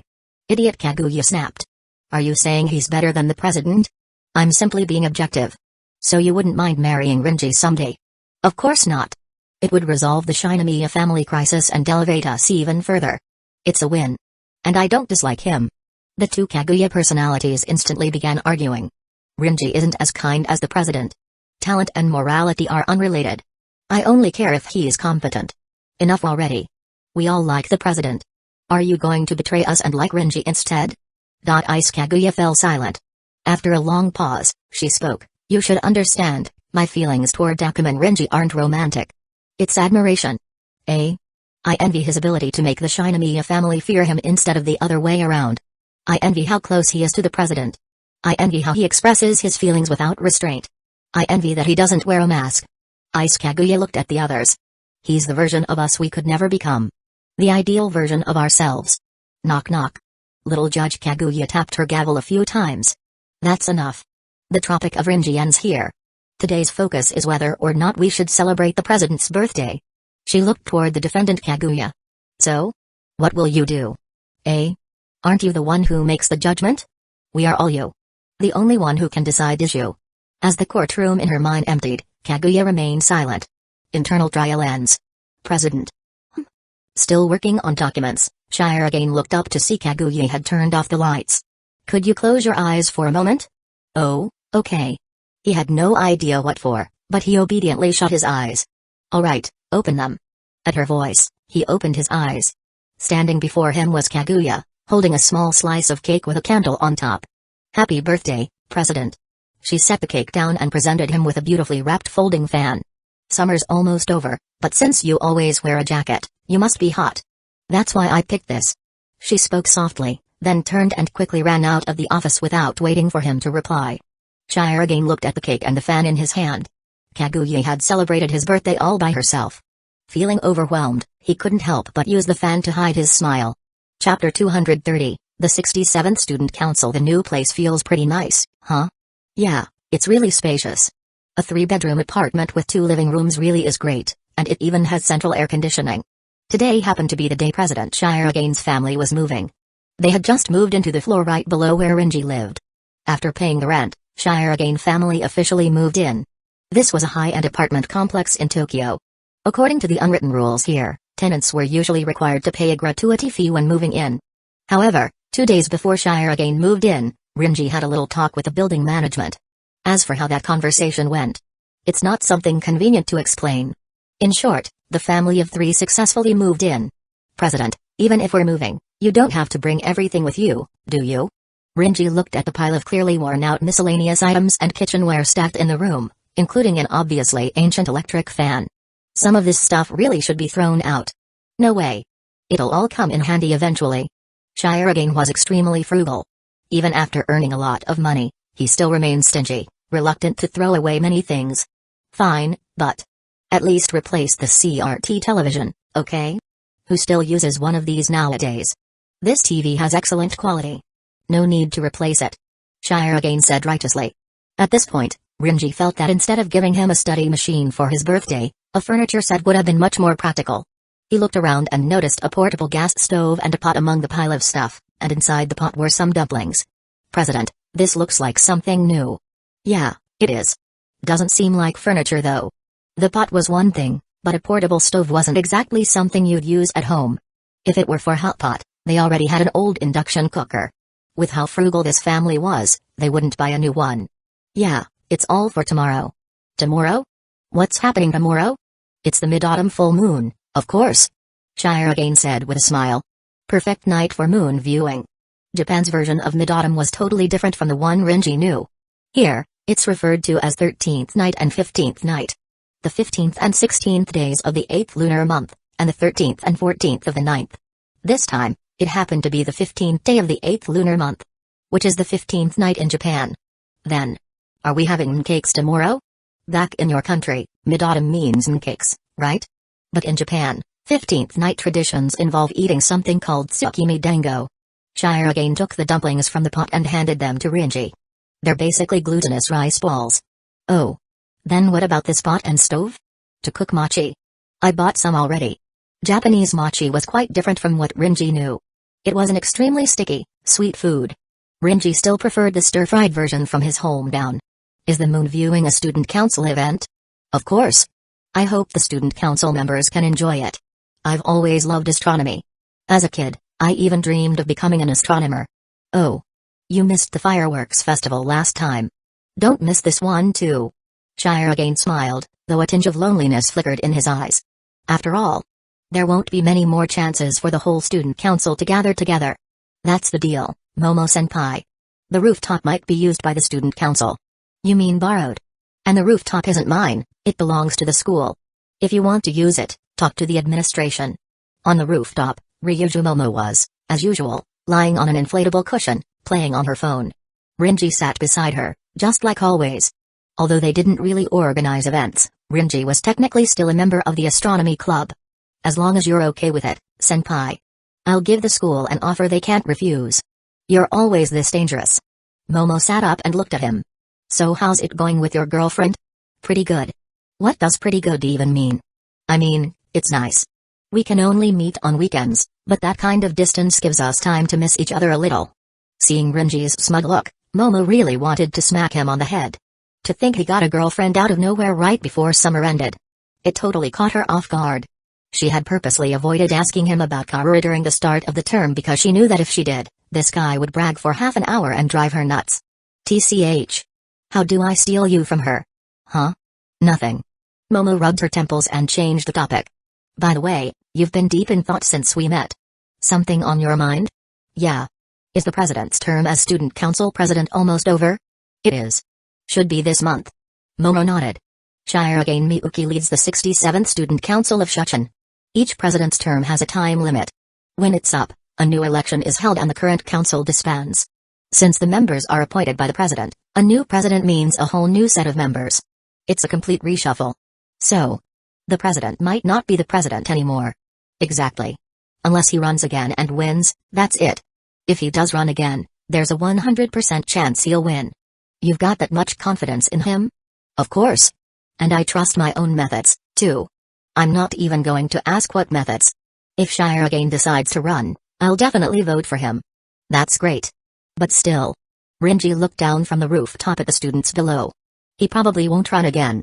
This job's already exhausting enough for him. It currently has about 1300 plus chapters, so I'm not even 15% done. There are also 2 volumes. The high school years, which have about 900 plus chapters, and college years, which is currently ongoing. If you'd like, you explore or even translate it yourself. The Raw itself has a pretty good translation. The only errors are inconsistent naming or just straight-up Chinese names, and some sentences and paragraphs may not deliver its meaning well. But hey, we have I, so you can use that. If you really like the story, I recommend you go for the Raw, cause I might not have the time to bulk release chapters. At most, 5 chapter a day or more. A lot of people also assumes that the reason Renji is preventing Shirogane to confess or instilling some ideas in Shirogane of not confessing to Kaguya is because the author wants to pair Kaguya to Mick. But that is nearly impossible with how the story is going. At most, Kaguya's feelings for Renji are just admiration.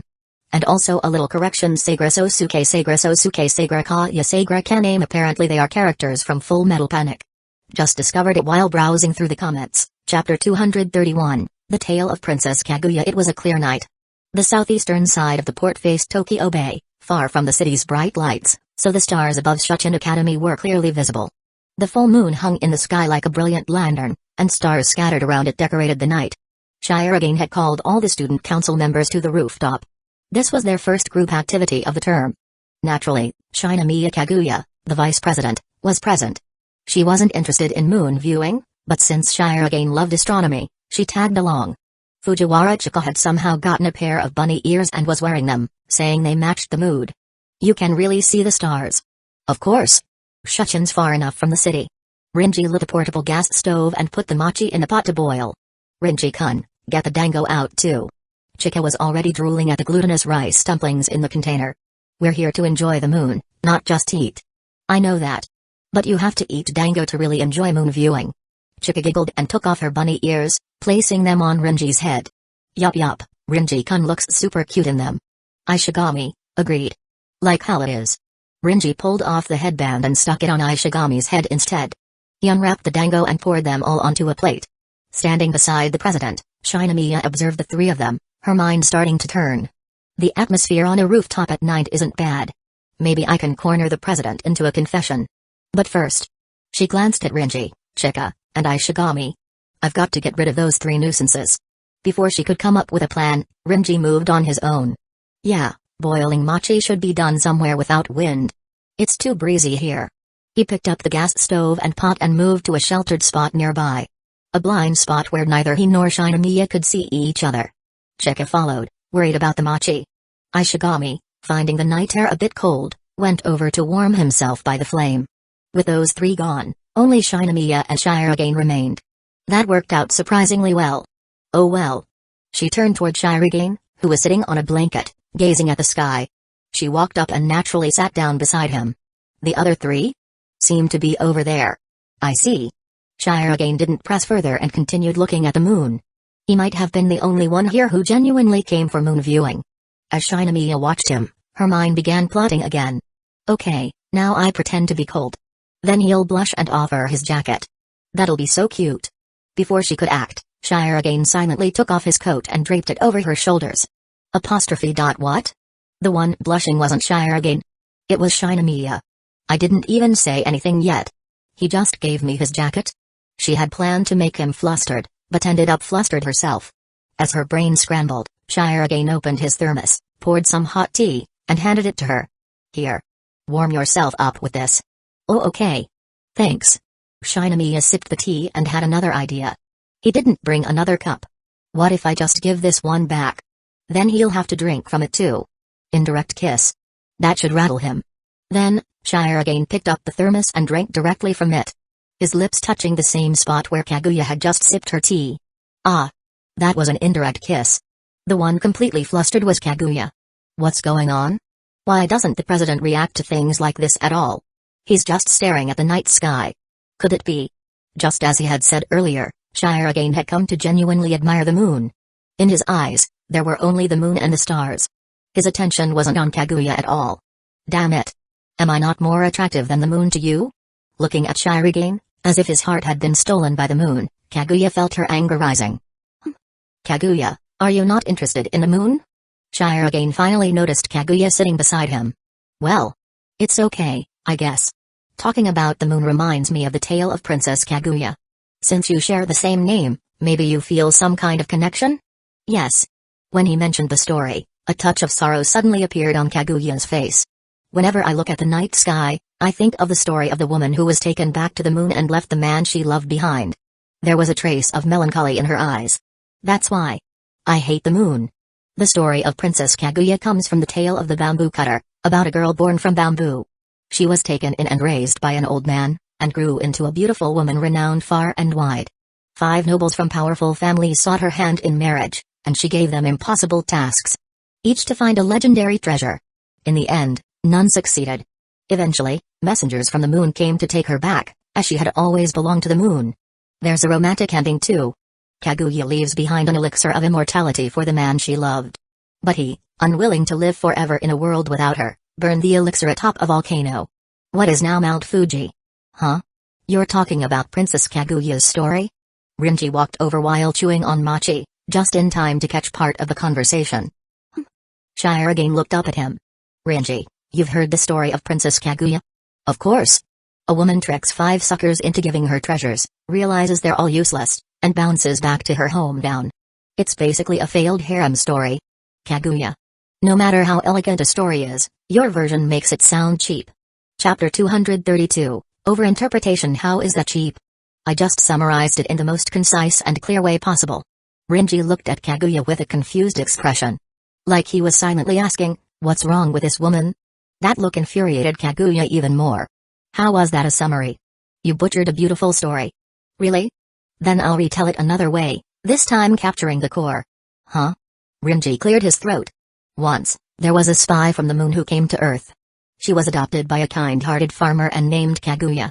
Over time, she assimilated into Earth's culture. People thought she was one of them. But as she grew older, her devious spy plan began to unfold. As Rinji spoke, Kaguya's expression grew darker and darker. After all, he was literally using her name. Kaguya used her beauty to seduce wave after wave of men. She managed to turn 5 high-ranking nobles into her pawns and ordered them to collect earthly treasures. But when they all failed, she deemed them worthless. Hey. This isn't the tale of the bamboo cutter anymore. But Rinji completely ignored her outburst and kept going. Eventually, her cover was blown. The moon realized she collected enough intel and that continuing the mission would be too risky. So they sent agents to bring her back. The end. The whole story's a mess now. Very thought-provoking and deep. It's not deep at all coming from you. Kaguya couldn't take Rinji's nonsense anymore. Not only had he twisted the tale, he kept using her name to tell a story about a manipulative spy. It felt like a roundabout way of insulting her. Isn't it thought-provoking though? Rinji said. Look at Kaguya in the story. She's just like those femme fatale spies who use their beauty to extract secrets. Doesn't it remind you of the KGB's swallow agents? And the moon sending people to retrieve her. That's just like how weaker countries have no real diplomacy. If they say hand someone over, you have no choice. You've got to admit, whoever wrote this in the Nara period was a genius. A timeless tale reflecting 21st century geopolitics. Truly masterful. He even gave a thumbs up to the ancient author. That's just way too much overinterpretation. Kaguya felt like she couldn't deal with Rinji anymore. Then, Rinji, explain this. Why did Princess Kaguya leave the elixir of immortality for the man she loved? Can't answer, can you? Maybe. Kaguya was a double agent? A spy playing both sides? Stop twisting the story. And stop using my name. You're making it sound like I'm that double-crossing spy. While the two were arguing, Shirogane, who had been quietly watching the moon, suddenly spoke. Come to think of it, it is strange that Kaguya left behind the elixir. Judging from how she treated the 5 suitors, she never really seemed like the sentimental type. He paused, then continued. Maybe she was trying to leave a message. Telling the man, "You must come find me." Kaguya turned to look at Shirogane, who was just inches away. Even if it takes more than a lifetime, even if the distance spans light years, she left the elixir as a promise. "I'll be waiting for you." Shirogane's eyes stayed fixed on the sky, unaware of Kaguya's stunned expression. But that man didn't understand the message. He murmured, "If it were me, I would never have let Kaguya go." Kaguya's face turned bright red. Even though he was talking about the story of Princess Kaguya, to her, it felt like he was talking about her. After all, they shared the same name. "I would have flown to the moon and brought her back, even if it took 100 or 1,000 years." "Please stop." Listening to Shirogane's words that sounded dangerously like a love confession, Kaguya buried her face in her hands in embarrassment. "If it were our story, I'd understand what you meant. I'd bring you back. And I'd never let go." "Stop talking." Kaguya suddenly stood up and shouted, her face glowing red. "Huh?" Before Shirogane could react, she cried out, "Aren't you even embarrassed? I can't take this anymore." And with that, she ran off, face still buried in her hands. Shirogane was left sitting there, completely unsure of what he had done wrong. Rinji walked over and sat beside him. "President, it seems you have your own interpretation of the tale of the bamboo cutter. Let's call it an immature understanding." Shirogane kept his gaze on the moon. "I just think it's too sad that she waited forever but he never came for her. President, have you ever thought of it this way?" "Kaguya gave the immortality elixir to the Emperor, right?" Rinji said with a grin. "Now imagine if the Emperor had a star-destroying cannon back then. Would the moon people still have dared to take her? Huh? Well, probably not. Instead of taking the elixir and waiting around forever, it's better to gain power. Power strong enough that no one would dare take her from you." Rinji stood up and patted Shirogane on the shoulder. "When that power finds its way to you, don't reject it. Make good use of it. Because that is the only way to stop the moon from taking Kaguya away." After saying that, Rinji walked back to the others. All Shirogane could see was his back. That seemingly frail, yet strangely reassuring figure. A star-destroying cannon to deter the moon, huh? Rate the translation and story from 1 to 10, Chapter 233, After School Sigaraku Game. Let's all play Sigaraku board games, together. Rinji. Shirogane. Kaguya. Ishigami. Fujiwara, as usual, was up to her antics again. As a tabletop gaming club member, she mentioned their club recently developed a new version of Sigaraku. Sigaraku, originally from ancient Egypt, is somewhat like Monopoly, though the rules differ. The goal is still to amass the most money to win. Fujiwara's version used connected cards as a board, with dice rolls to determine movement. It looked normal enough, but given it was Fujiwara's idea, the student council stayed wary. "I call it the happy life game. I promise you'll all have a great time." "Rinji, I think you're the only one having fun here." Fujiwara acted like she didn't hear him and said mysteriously, "But just playing a game is boring. Let's make a bet." Shirogane and Kaguya, "No bets." "Eh? Rinji, you never learn, do you? Are you sure you want to bet with me?" Fujiwara finally remembered the trauma of being dominated by Rinji's cheating techniques in the tabletop gaming club, and the humiliation of losing a whole quarter's dues. Shirogane sighed. "Forget betting, we don't even want to play the game. Kaguya, anything Fujiwara-san creates is always a bit off." This was made together with the tabletop gaming club. Fujiwara quickly clarified. Unfortunately, the student council had always held a rather poor opinion of her intelligence. After thinking it over, Ishigami said, "Well, I guess we might as well give it a shot. It'd be kind of sad if no one ever played it." "That's true. When a toy company CEO's son says something, it's hard to argue." "Ishigami-kun." Fujiwara looked at Ishigami with gratitude. Thus, the game began, and Rinji was dragged into it as well. The game was divided into 3 stages: childhood, adulthood, and old age. There were 99 spaces in total, each one represented by an event card. The players used tokens labeled with the first character of their names. Looking at the starting space marked Rin, Rinji tossed the die. 3. Rinji-kun landed on an unlucky space. Fujiwara pointed at a card marked with a cute skull icon and the word unlucky. "What's the event?" "Flip the card over." Rinji turned the card over, and Fujiwara read, "Mugged by delinquents. Lose 5,000 yen. Why not just beat the punks to death?" "Well, to avoid this kind of misfortune, you need to roll a 5 or higher." Clatter. The dice spun across the table and landed on a 6. "Oh. Congratulations, Rinji-kun." The delinquents were scared off by nearby police officers and didn't complete the robbery. TCH. So they didn't die, huh? Can you not sound so murderous? They were just delinquents. This is about pride. If someone messes with me and doesn't end up missing limbs,